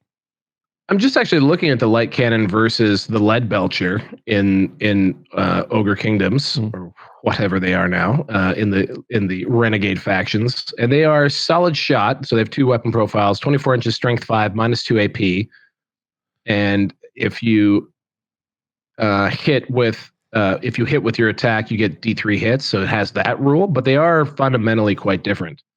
And yeah, I think that light cannon and you got to upgrade to heavy armor probably to give these guys any hope. The pistol I'd probably rather have, which is just a handgun. If I'm having my druthers. The survivability immediately, Rob, would be what I'd be worried about with these guys. Toughness 4 with heavy armor and no ability to take the thing that upgrades their armor. The Iron Fist. The Iron Fist. That's the one. The kind of is a bit of a womp womp for me. I don't know. I think they're okay. What do you see in them? What are you really loving about them? Because I know you're a little excited. I don't want to. I'm always excited about ogres, especially multiple small unit ogres, because you're not building a brick. Like when you're playing Ogre Kingdoms, you are building around multi-wound model, units. And that's how your army plays. But this is an army which, really compare these to demigryphs and the role that demigryphs fulfill. Demigryphs are like multi-wound models that can do a bunch of, do quite a lot of attacks. They're kind of fast. These things, when you just take 3 of them, your opponent's like, okay, cool. I'm not sure I'm bothered about your 93 points worth of dudes. You're like, okay, that's fine. Neither am I, really, until they slam into you and I've got 9 strength 6 attacks. And then you're like, okay, actually, I don't love that. That's actually quite good. Weapon skill 3. I'm going to bat for ogres generally and just saying multi-wound models are normally pretty good. Their survivability is low. I agree with you. But on a point to wound basis, they're very comparable to many of the other wounds that you can find in this army. But they also bring something more unique, and that is high strength attacks outside of shooting. Right. That's all. And obviously they've got mercenaries, so you need to bring the mercenary guy. So probably you won't see them, but I think they're cool. I mean, you don't have to bring the mercenary guy. I mean, you got to roll a 1 for something that can happen, and it's usually kind of bad. It's not super awful, I think, the misbehaving mercenaries chart. I'm actually just comparing these guys to Iron Guts. Iron Guts are 39 points for an ogre stat line with great weapons and heavy armor. And that's it. I don't even see the Iron Fist option to upgrade on Iron Guts. These guys would be 38 points in that situation. Yeah, so they're a little bit cheaper than the actual book Iron Guts. So there you go. The benefit of bringing these guys with our friend Hans would be: is he the only one? Yeah, their leadership 9. Is he the only one who can join? Mercenaries may benefit from his. He can join, yeah. But what about that? What about a unit of 3 ogres as Hans's bodyguard. Yeah, Hans just rolling with some ogres. I think that's pretty dope. I think I'm okay with that. Yeah, I'm not sure if he could because he's not monstrous infantry. Can he? Can he join? I think he can go. Sure, he can go in there. He's gonna have to go on the side though, because he doesn't have that 40mm base. But still, he's like, I'm gonna charge Hans. You're like, cool. His ogre's gonna beat you up. Anyway, yeah, I know it's not good. I'm just living. It's Christmas. I'm living in the hope. Christmas. That's what I'm living. Hey. I got super excited about really expensive light cavalry that probably aren't good. So you know what? You can have your ogres. I got nothing against it. Also, Imperial Ogres are cool as hell. There are so many awesome kits out there, especially in the third-party world, STLs, and also there's a famous plastic kits like Atlantic Games or something. I wish I remembered them off the top of my head. But they're like Landsknecht style ogres. So there's lots of cool models out there to do this with. I'm not going to be mad at you if you run some ogres. If only they were core, as I say for everything. He says yet again. Dogs of War. 1 unit of Imperial Ogres may be taken as mercenaries in any of the following grand army compositions: Dwarven Mountain Holds and Empire of Man. Okay, so we're done with Nuln, although I doubt the competitive scene is. And we're going to move on to our next army of infamy, the Knightly Orders. Here we go. Okay, galloping into the Knightly Orders. So just before we get into this has got a bunch of different layered rules. So we're going to say a bunch of stuff, and then you're going to be like, I don't even know what that means yet. I agree with you, and we'll get to that. So we'll go through it in order, but it's going to take a little bit of time. All right, so the composition list for this is up to 50% of your army's points values may be spent on a Grand Master. 0 to 1 Grandmasters, 0 to 1, which probably 0. A Chapter Master... You must have 1 Chapter Master, which is good because he can be a BSB. And then up to 1 Lector of Sigmar or High Priest of Ulrich. And then as many Witch Hunters, Priests of Sigmar, and Priests of Ulrich as you want. And then up to 1 War Altar of Sigmar taken as a mount. Okay, there seems, I think... bit of a theme. Bit of a theme. I'm going to ask one question, actually, my friend. What are recently the amazing new miniatures that they've showcased for release next year? 3 of them. Three amazing miniatures? 3 amazing miniatures. I don't know. It's just not coming to mind. Have we mentioned them yet? We've not mentioned them yet. Maybe. Have we mentioned them? Probably only when we were criticizing the fact that there were no wizard lords in the army of Nuln, which, okay, they've got powder and stuff. There's no wizard lords. There's not even any master mages in this one. There's not even any master mages in this one. There's no wizards. Why? Because it's horses. It's horses, man. And the wizards they're releasing are on foot. There are literally how many armies of infamy that are based on... Okay, this is like Royal Host. No, Royal Host can still have level 2s. Yeah, that's true. So this is more are like, and by the way, there are now going to be there's going to be some modifications to this set of restrictions in a moment that we'll go to for each individual knightly order. So we'll see how that modifies this. But nonetheless, at first blush, why? Yeah. And we'll get to that. All right, core. Up to 1 unit of Inner Circle Knights may be taken as a core choice, which is good. You must have a unit of Empire Knights per 1,000 points. So you need 2 units of Empire Knights, and you can have multiple Empire Archers. Yes. Sure. And special, you can have Inner Circle Knights or Demigryph Knights, and up to 1 unit of Empire State Troops or Missile State Troops per 1,000 points. Oh, thank goodness. No, thank you, sir. And then finally, up to 25% of your army's points may be spent on the infamously impetuous Pistoliers. Oh, goodness gracious. Okay. Cool. Great. So no war machines, no magic. No war machines, no magic, just horsepower, Rob. A lot of horsepower. All horsepower all the time. Okay, let's get this. I think we don't need to talk about that. Let's kind of get through some of the info and then kind of break it down, shall we?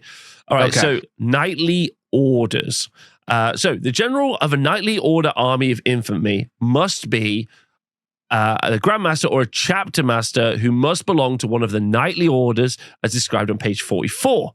Every other Chapter Master and every unit of Empire Knights, Inner Circle Knights, or Demigryph Knights must belong to the same knightly order as your general. Additionally, units may be allowed or restricted depending upon which knightly order they belong to. So before we talk about the additional restrictions, let's just look at the points cost of doing so. So a Grandmaster or a Chapter Master may belong to one of the following knightly orders. So Knights Panther is 10 points, White Wolf is 15, Blazing Sun is 10, Knights of Morr is 15, and Fiery Heart is 15. And then an Empire unit of knights, Inner Circle knights, Demigryph knights must belong to one of the following knightly orders, and it's 2 points for Knights Panther, 3 points for Knights of Wolf per model. What? What? Sorry, I thought you said that you have to pay 2 or 3 points per model, of which every model must be from this list. Correct. Yes. Okay. So okay. Cool. I thought I misheard you. No. Blazing Sun plus 2 points, Knights of Morr 3 points, and Fiery Heart 3 points. So if you were to just have, 20 horses of any variety, then you're going to be paying an additional 60 points if you're taking Fiery Heart, or an additional 40 points on your list taking Blazing Sun. So this is taking already expensive 1 wound cavalry or demigryphs to a more expensive place. It's Christmas. It's Christmas, Rob. It's Christmas. I'm sure it's fine. But what do we get for that? So actually, we're going to get something. So this is kind of, the way to think about this is like marks of chaos, right? That's the way to think about this. Right? Okay, yes. So taking it like marks of chaos. So, okay. So if you go in Order of the Knights Panther, everyone's Order of the Knights Panther. All right? Mm-hmm. Perfect. So if you order the Knights Panther, models belonging to Order of the Knights Panther must be armed with lances, so no weapon options. Note that models are able to purchase magic weapons, and to do so, you may re-roll a single dice that rolls a natural 1, making a charge roll. Before discarding any dice that are required to be discarded, they gain hatred against Warriors of Chaos, Beastmen, Brayherds, and Demonic special rules. And in addition, the Grandmaster, Chapter Master, or unit of Inner Circle Knights belonging to the Order of the Knights Panther gain magic resistance 1. Okay. There's a lot to take in. So we're going to just deal with Order of the Knights Panther first. Sure. Okay. So how's that? Do we want to... Yeah, so do they have some unique restrictions to their army selection? Yeah, I will do this one, and then you can do the Knights of the White Wolf after. Okay. Oh, sick. So an army of the Knights Panther may include up to 1 unit of Empire Knights or Inner Circle Knights belonging to the Order of the White Wolf as mercenary choice. This unit is not subject to the misbehaving mercenary rules. So an army of Knights Panther may include up to 1 unit of Empire Knights or Inner Circle Knights belonging to the Order of the White Wolf. So you can bring in a different unit into a Knights Panther army. Okay, that's okay. And also, so they're just the stock army list composition list that we just discussed. Okay, correct. Cool. And they also have that sick new Chapter Master as well that we saw just either today or a few days ago. Mm-hmm. Okay, shall I do Knights of the White Wolf? Yeah, let's talk about that one, and let's do each one in sections, shall we? Okay. So how do you feel about that? How do I feel about that? So we're re-rolling 1s on the charge. Great. Very good. That's the rule for the Heralds of Darkness. And then we're getting magic res -1. No, we're getting magic res only on the Grandmaster or Chapter Master or Inner Circle Knights. So basically the way this works as we go through all of them is there's some additional special rules which the Knights don't get, but Inner Circle Knights, Chapter Masters, and Grandmasters do get. So there's like an additional buff, basically, for like the more elite Knights. I mean, hatred against Warriors of Chaos and Beastmen is not bad. Warriors are a super popular army to play against, and technically, like the better performing army against the Tomb Kings, which are like the really, really scary army. Yeah, they're even better. Yeah, so that's not bad, right? Like, rerolls to hit. I won't hate that. You should. It's hatred. I think it's okay. I would call this okay. Okay. All right, that's fine. But for that privilege, it's cheap. It's also one of the cheaper. I think it's 2 or 3 points. It's 2 points per model, though. 2 points per. 2 points per, and then also, more on the Chapter Master. Also, everyone has to have a lance, so you're going to want to make long charges. That's not that big of it. It's not like everyone must have a broomstick. No, I agree. You're probably taking lances on your heavy cavalry, unless you're in an Order of the White Wolf. White Wolf. I would say it strikes me as incredibly okay. And then I think one of the biggest benefits is that they can also take Order of the White Wolf. Okay. All right. Let's do that then. Let's do that. Go on. Actually, one second. Let me just have a quick peeky here. What was that? What was that rule? It just looking at 0 to 1 unit Empire Knights or Inner Circle Knights belong to the Order of the White Wolf as a mercenary choice. Okay, so you could take Inner Circle Knights Panther outside of special, basically, with Inner Circle Order of the White Wolf with Knights Panther outside of special, if you so desired. Okay, cool. Well, what does White Wolf get you, Robbie? Never called you Robbie in my life. I'll never do it again. Do you want to take us through it? It's Christmas. It's Christmas. Lordy Lou. Models belonging to the Order of the White Wolf must be equipped with either great weapons or halberds. So I guess that's for the Democryph, which they may replace with wolf hammers. Mm-hmm. See page 39 for free. That's cool. Note that models able to purchase magic weapons may do so as normal. Okay. Gain the Furious Charge special rule, Rab. Let's remind everyone what that does. That's a +1 attack on the charge, bud. Love that. I really love that. Okay, so we've got some sort of mysterious large hammer, and we have the Furious Charge special rule. Not bad so far, I think. In addition, a Grandmaster, Chapter Master, or unit of Inner Circle Knights belonging to the Order of the White Wolf has a 5+ save against any wounds suffered that were caused by an attack that has the Flaming Attack special rule. Okay. So we're getting Furious Charge. We're getting a 5+ ward against Flaming, which comes up every now and again. And we're getting special wolf hammers for 3 points per model. These are 3 points per model. That's what these are. And then shall we have a quick peek at perhaps what they call the Teutogen Guard? Let's do that. Teutogen Guard have got a special weapon called a wolf hammer.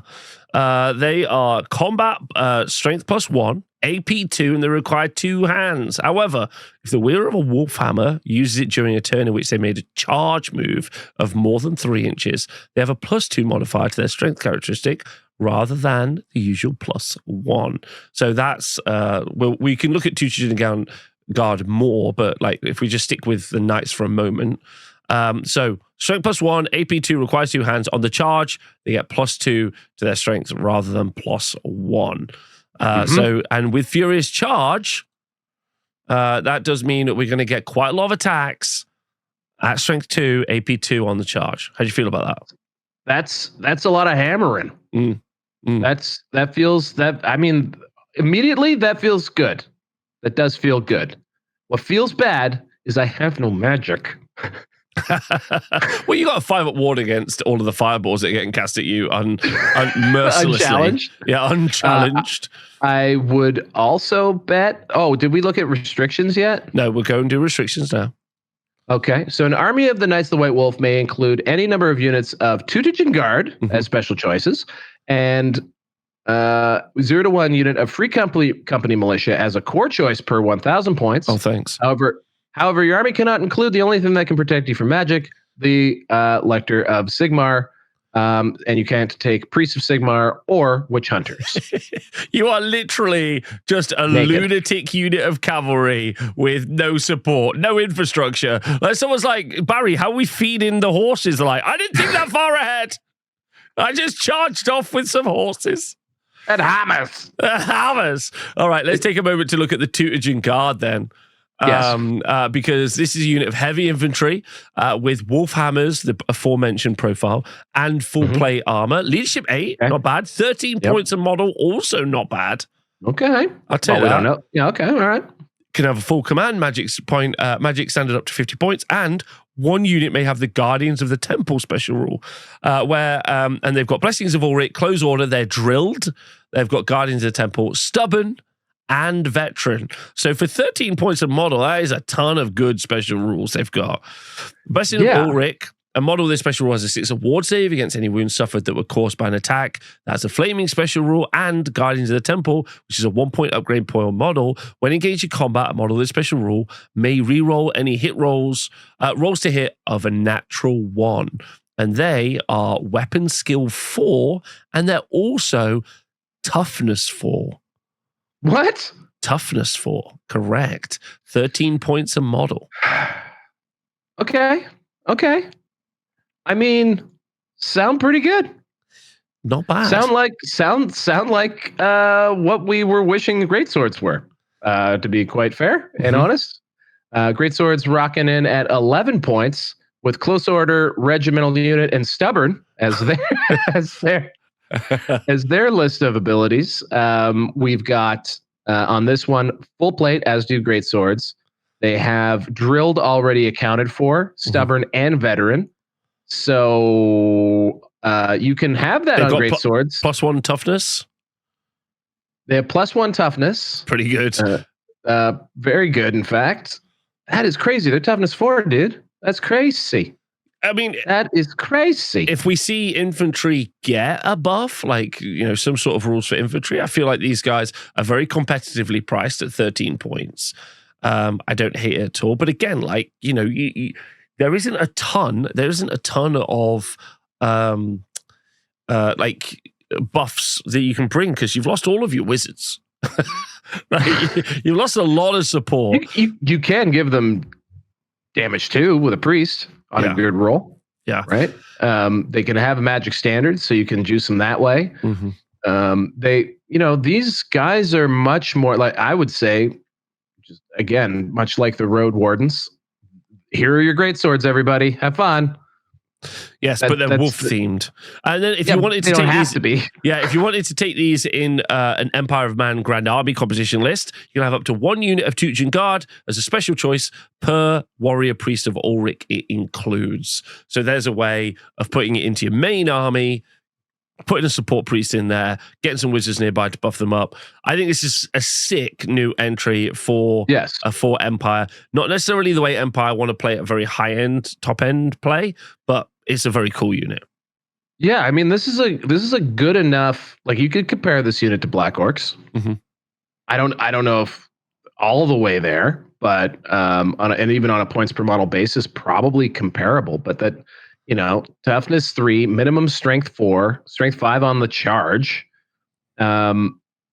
This is all good, baby. Like, this is very fantastic. So I think, if you have officially in the square base pack, if you have a Warrior Priest of Sigmar and great swords models on your shelf, just pretend they howl like wolves, and suddenly you can use them and not feel bad about yourself. Even howl with them. Great. It's Christmas. Or if you happen to be one of the 15 people who bought the Teutogen Guard models back during the Storm of Chaos, you can now use them again.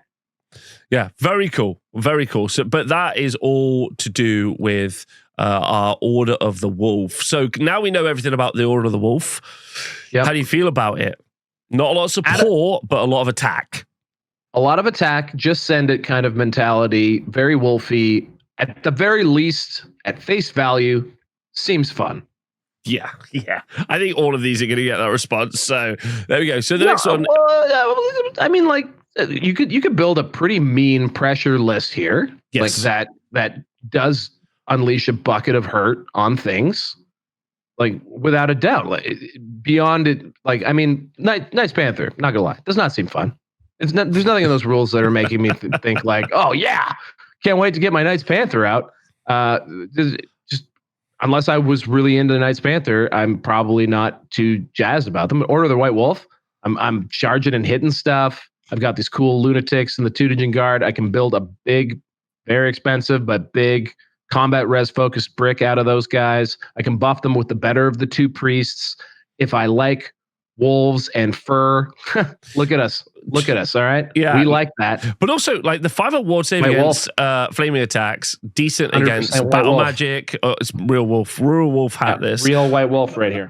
This is what we're wearing. 5-up ward save against, like, you've got all of the battle magic spells, pillar, fireball, like Ruby Ring. Then you've got Iron Drakes, which is super common in the meta. Again, a bunch of flaming attacks. In sorcerer weapons, I think are also flaming. No, they're magical. Yeah, probably not magical.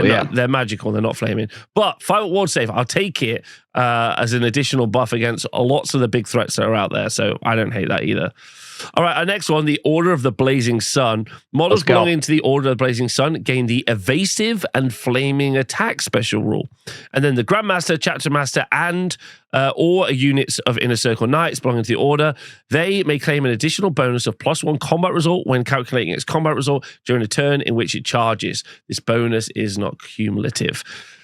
And then the restrictions for this truly underwhelming set of rules is an army of the Knights of the Blazing Sun may include. Whoa! Listen, wait. Oh. Get ready.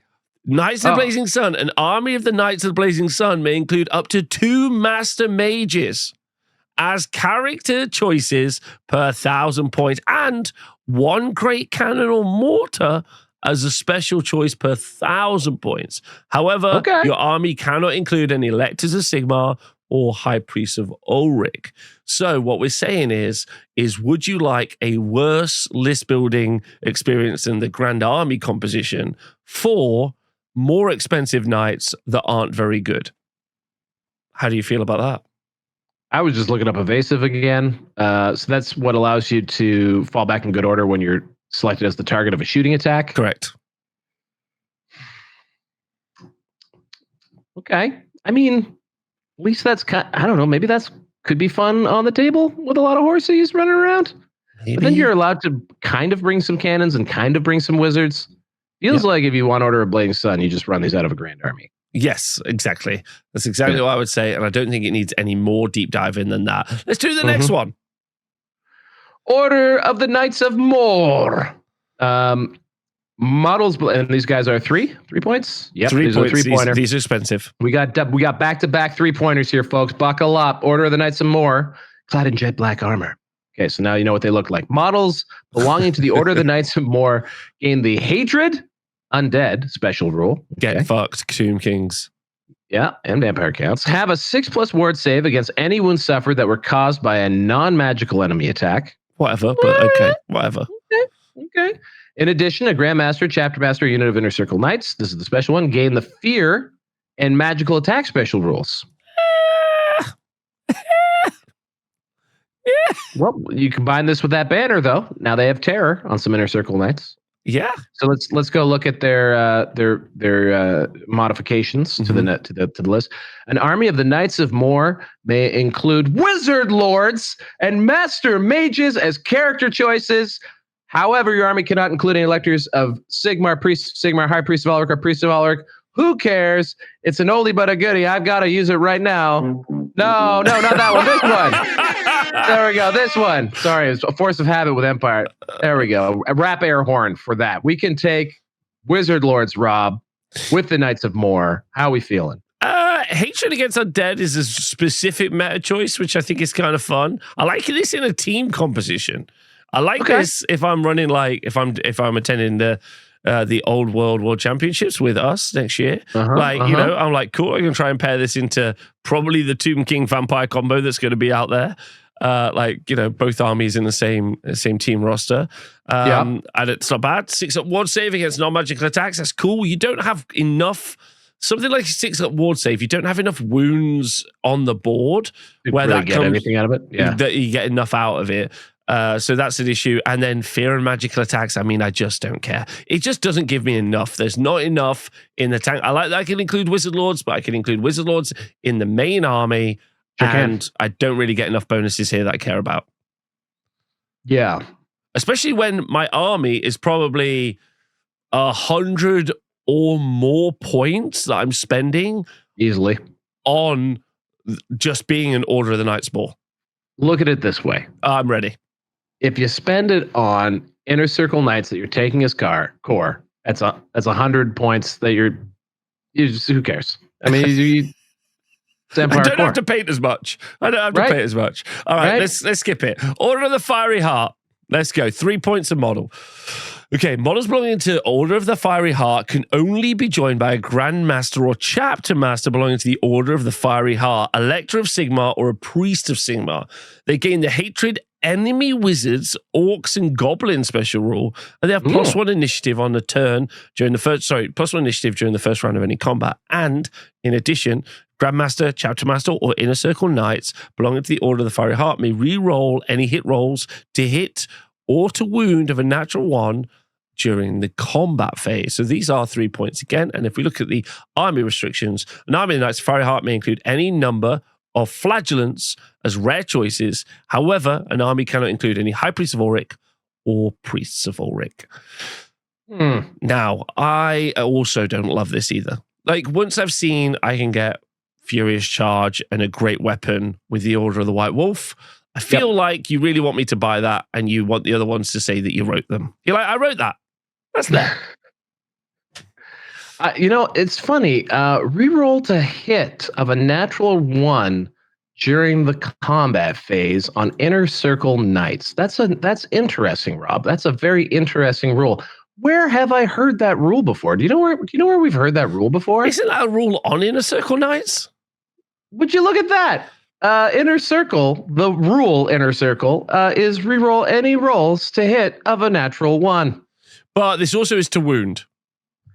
But why mention on the rule for Inner Circle the fact that they get rerolls to wound of rerolls to hit of a natural 1? Maybe it's like this. When they already have it. Maybe it's like JTY and the rules teams are like, do you know what? Rerolling 1s to hit on Inner Circle Knights is pretty good, but people keep missing it. It's like, why don't we remind them?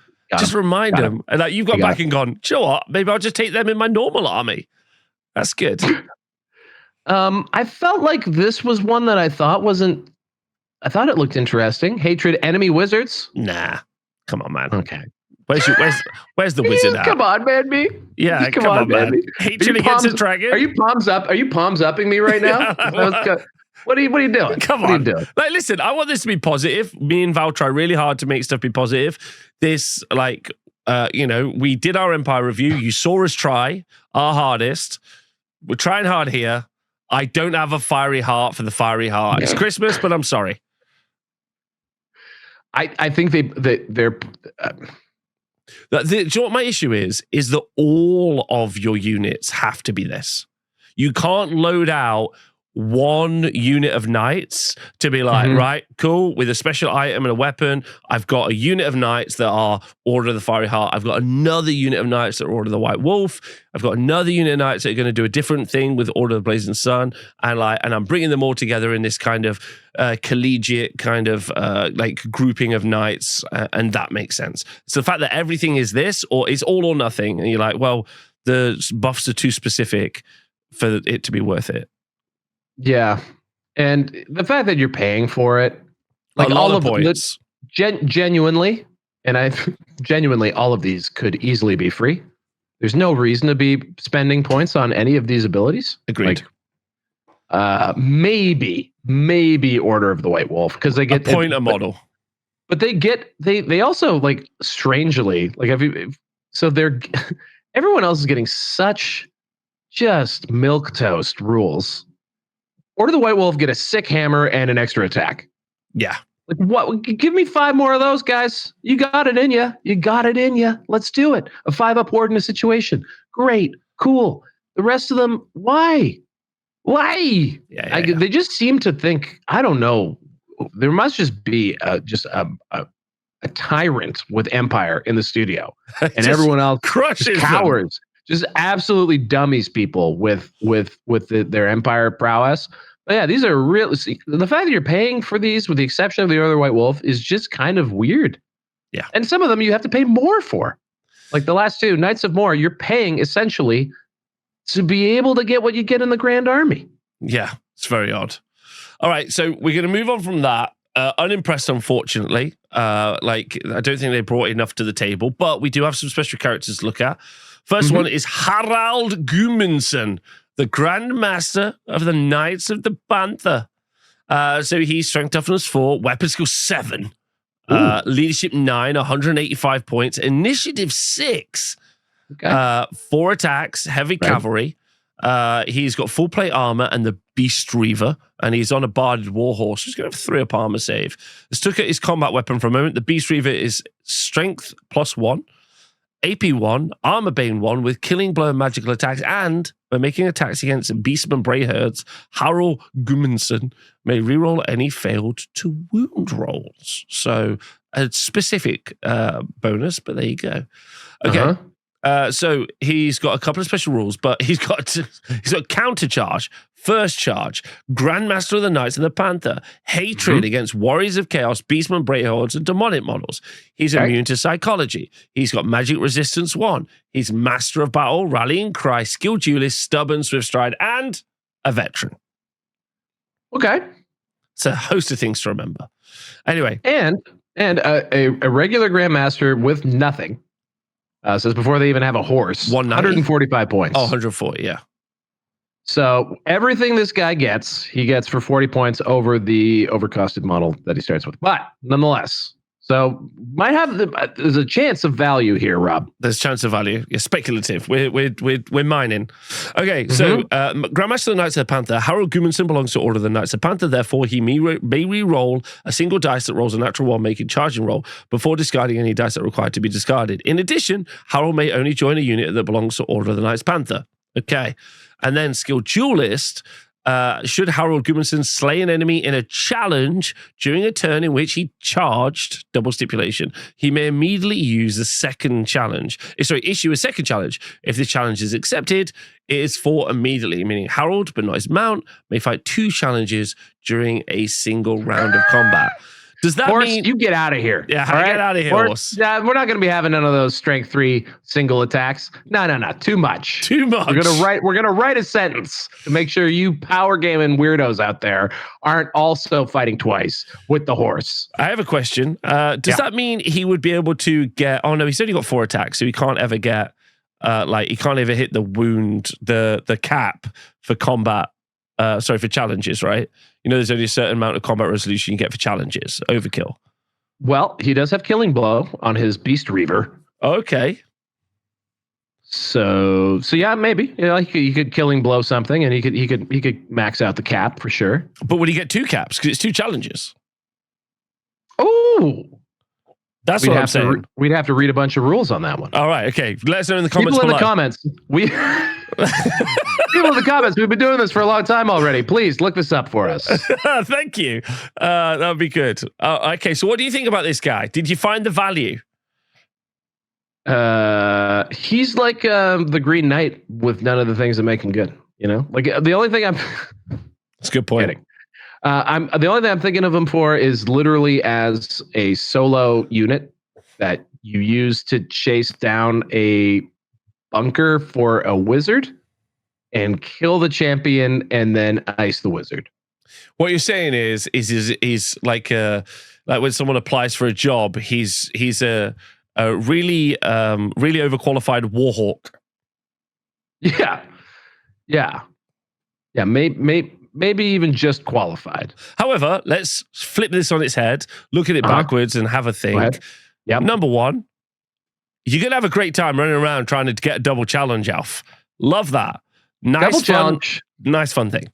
No doubt. Would love a double challenge. Also will be great when you kill the champion and then they decline the second challenge. And then you just...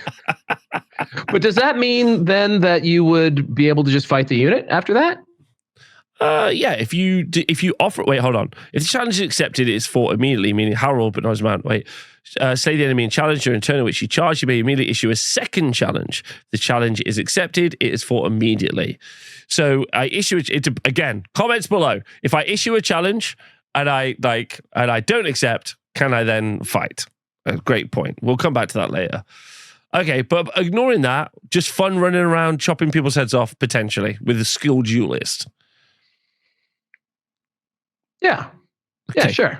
All right. Fine. I mean, also, can we just call out pretty cool looking model? Amazing model. I mean, really initiative 6, weapon skill 7. It's good profile. Those are just the chapter master profiles, though. Really? They're initiative 6 chapter masters. Yeah. Wow. I think maybe just weapon skill is all he's got. He's got a pip of weapon skill. 7 feels high though for a human. Not if you're Bretonian. Oh, okay. All right. Okay. Yeah, regular Grandmaster is 6. Okay. Well, now we've got one last character to look at, ladies and gentlemen. The Harbinger of Doom. Let's bring it home. Yeah. The Preacher of the Apocalypse. So this is going to be a special fanatic character. So fanatics, this is a special fanatic character. So strength toughness 4, weapon skill 5 with 3 attacks for the low cost of only 65 points. Okay, that's not bad. Not bad. Initiative 4. He's only got a hand weapon, and he is, like he was born, naked. He's got one of the following weapons, a flail or a great weapon. He's clothed with the healing and protective power of Sigmar, sir. Of course. Thank you, sir. Thank you. And then he may purchase magic items to a total of 50 points, but he does have a feel no pain. He does have furious charge, so he could have 4 attacks. Immune to psychology. He's impetuous. He's got hatred against all enemies. Prayer of the damned, breakable, and zealot. So he's prayer of the damned. Okay. During the combat command sub-phase of their turn, this character may attempt to chant the prayer of the damned by making a leadership test if they are using their own leadership, which is 8. If this test is passed until starting next turn sub-phase, this character and any they join gains a 6-up ward save against any wounds they suffered, or a 5-up ward save against any wounds suffered that were caused in combat by an enemy with fear or terror special rules. I get it now. What do you get? This JTY was just ahead of the curve with the flagellants versus dragons thing. Correct. Because now this guy, Obvi, is why flagellants are so sick against dragons. Are they? No, I'm being facetious. I know. That's the are they was for comedic effect. Like, I do the are they, and then people watching the video go, "No, Rob, you idiot!" Like, we all joined in on the gag. In addition, as a zealot, a character's special rule can only join a unit with a fanatical zeal special rule, which is going to be flagellants, and preachers of doom special rule, an Empire of Man army that includes 1 or more units of flagellants, which would be fun. May include up to 1 Harbinger of Doom as a character choice. Up to 1 character. So this is kind of interesting because this keys into this literally keys into 1 unit. Yeah. One and unit. it's actually it's also for 1 very specific model. So if you look at the command, the old Forge World Empire command group, that it's got a BSB, a captain or a general, like a cool looking dude with a sword, and then just a lunatic who looks like a flagellant, but I think everyone just assumed he was a priest of Sigmar. Yeah. Well, here he is. He's in fact a harbinger of doom. So that's why this model has been added to the lineup, because they are bringing that kit back. I think that's pretty cool. You know, man, I'm not mad at him. You know, I'm really not. He's got 3 attacks. That's pretty cool. It's better than that's as good as a Lecter. Correct. He's 65 points. His weapon skill 5 as opposed to weapon skill 3. Strength and toughness 4, not nothing. He's only got 2 wounds, but he's 65 points. And honestly, this 5-up ward save against anyone suffered that were caused in combat by an enemy with fear or terror is actually kind of sneaky interesting. Like if you put flagellants into stuff that could just randomly kill a lot of them because they have no save otherwise, you know. They're unbreakable too. Like, yes, they are unbreakable. Yes, like that's not bad. Like maybe I guess they already have feel no pain though. So feel no pain is a 5-up ward save against anyone suffered that were caused by a non-magical enemy attack with a strength of 5 or higher. Yes, but this is just like units that cause fear or terror. I mean, again, I'm not mad at them. If you're bringing flagellants, which again, bring your flagellants, guys. Go for it.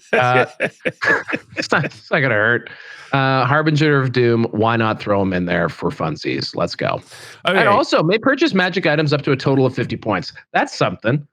So you can now you can weasel some weird things into or maybe give them a good old weapon and go wild, but wild. Yeah, impetuous, also fun. Okay, so we're at the end now. That's everything from the book. It's Christmas. Merry Christmas. Hope you've enjoyed our review. Merry Christmas. I hope you've enjoyed our review. Please do like, subscribe, comment, or join our Patreon if you did enjoy our review. That's the best way to support us over Christmas. But Val, let's talk this through. So I would say it feels like the Nightly Orders is disappointing, but Nuln's looking real fun and spicy. How do you feel about that as a statement? I would say yes, absolutely. It kind of reminds me a little bit of what we just saw with Warriors of Chaos, which was which was the Warriors of the Sea, or the Wolves Sea of the Wolves, Sea, sorry. yeah. Wolves of the Sea. And we saw that and we thought, well, that's at least fun looking. And I think Nuln, again, depending on your taste, is at least fun looking. My problem with Nuln, with Nuln is, if I'm being honest, is you're pushing an army build there that is notorious for not being fun for half the table. The gun line, yeah. The gun line. And what has made the gun line fun for me playing it with Empire is just how hapless it is. And it is actually kind of hopeless. And it's funny because people will come to the table and be like, oh my God, how am I going to do? How am I going to make it? I'll be like, buddy, you're going to be all right. Yeah. It's going to be okay. And now there's a lot of things where not necessarily, like those Outriders, with or without the magic item, which I also would. It'll be fun list building. I think the magic item might be a trap just based on how much you need to add to that unit to get that extra -1. Just for free, getting no ponderous and being in core, Outriders already good. You could maybe just leave it at that rather than chasing this cool item. But try it out there, folks. See how it works. So Nuln, I think, pushes you into an army build that is going to be non-interactive.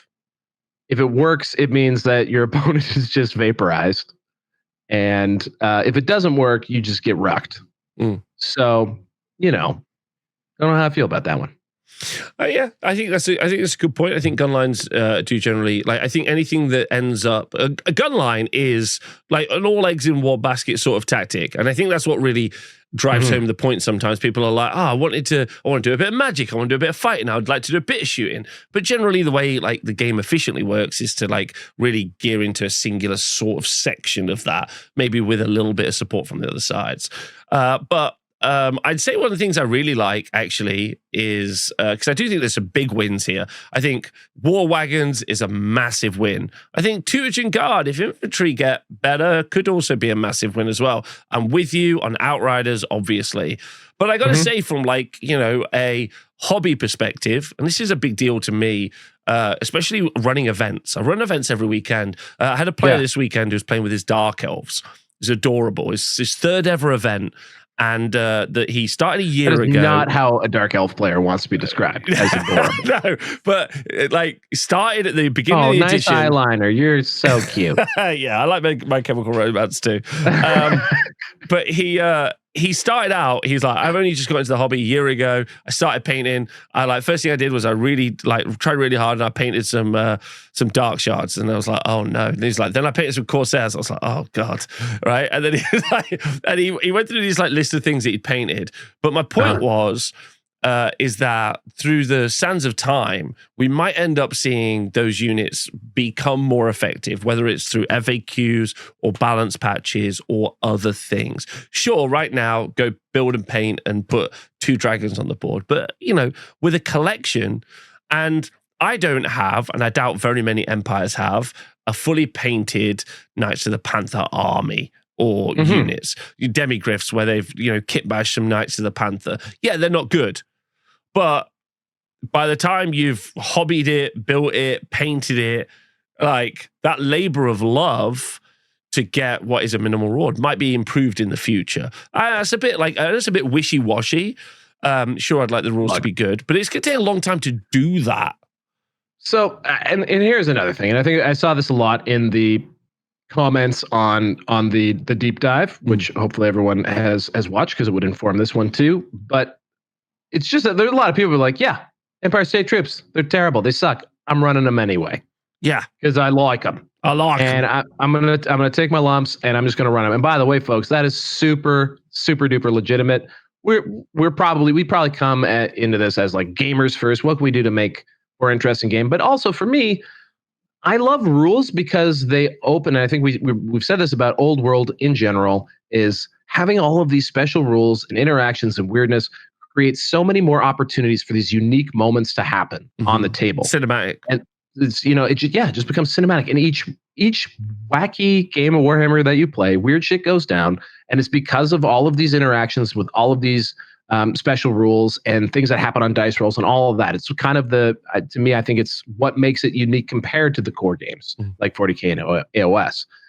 There's just more that happens in a game. And so when you don't have those cool rules, there's less chance of those cool things happening. And I think that's that, and you lose that flavor that you get with some of the other armies like Orcs and Goblins. I can't get away from Orcs and Goblins. I keep trying to get away. I keep winding up building. I've been having fun dicking around with the Troll Hordes list lately.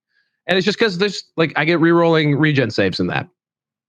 And my list is every bit as restricted as a Knightly Order list as far as the total percentage of units I'm allowed to take from the actual Grand Army. But there's just feels like so many different things I can do with it. Just because I have one sort of core thing for the trade-off of limiting my choices. When we look at Heralds of Darkness and we look at the Knightly Orders, you're not really getting anything for the limitation. And that's just a bit of a miss after them very consistently having nothing but hits. And so, yeah, I think there's stuff in here. Teutogen Guard for sure. I love Road Wardens because they give me one of my favorite units back, which are Pistoliers. But they're not I would never play them in my head as Road Wardens. Those to me would just be what Pistoliers should be like. And they let me do fun stuff like scout a bunch of dudes with pistols to blast at what I don't know what they would do, but seems like a fun idea. And so that's where I think not having cool rules just sort of limits the theater of the mind and those fun combinations. And maybe people are less jaded and grumbly than us even on this Christmas week. And they just see some of those rules we scoff at and they think, oh man, it'd be so neat if I got in there and did a double duel. How cool would that be? Yeah, I personally love the two fighting knives. I think that's pretty sick. So yeah, there's probably all kinds of fun things in here that people who are not as jaded as us will pick up on, and I encourage them to go. I'm old world brained. The first thing I said was what about them ogres? And you're like, no. And I'm like, I know. I have the same brain as the people watching the video. People are I'm like, listen, guys, it's not about them knights. And they're like, yeah, I can hear you, but I'm not listening. Yeah, same with the ogres. I'm like, I hear you, but what if I don't listen? What if I don't listen? What if I don't listen? All right, that's a legitimate tactic. So I think, a fine message for Christmas. Yeah, just don't listen. Just don't listen. Just don't listen. We can only learn what everyone feels if you speak up and you leave comments and you explain to us what you think and feel. If you didn't like it, tell us what you'd like to see different. If you did like it, tell us what you like. That way, we are more informed about how everyone feels. And if you're someone who doesn't normally comment, you're the person we want to hear from. Let us know, because that's going to give us more information. That's going to give us some feedback. We're going to learn, because that's what we want to do. We want to be able to talk about people's experiences and feelings and our own. So let us know in the comments below. I've enjoyed doing this. Merry Christmas. Yep. Special one from the Squarebase family. And this one is also the world premiere. So everyone's hot taken. Everyone's just as wrong and right as everyone else right now. We're all hot taking this. We're not wrong. Well, obviously not. But I was being magnanimous, I believe the word. I'm dressed like Santa Claus here. Yeah. And also, I just want to shout out here as well, because we are always bast that no matter what you're celebrating in the next couple of weeks, maybe it's just a few days off. I hope you enjoy yourself. I sometimes will say Merry Christmas, so we've been running with that. But whatever you're doing this holidays, enjoy it. I hope you get to spend some time with fam, or just friends, or nobody, if that's what you prefer. Just maybe just sit and watch this video over and over again and try and figure out ways to squeeze some value out of these rolls. Thanks very much for watching. Love you all. See you soon. Goodbye.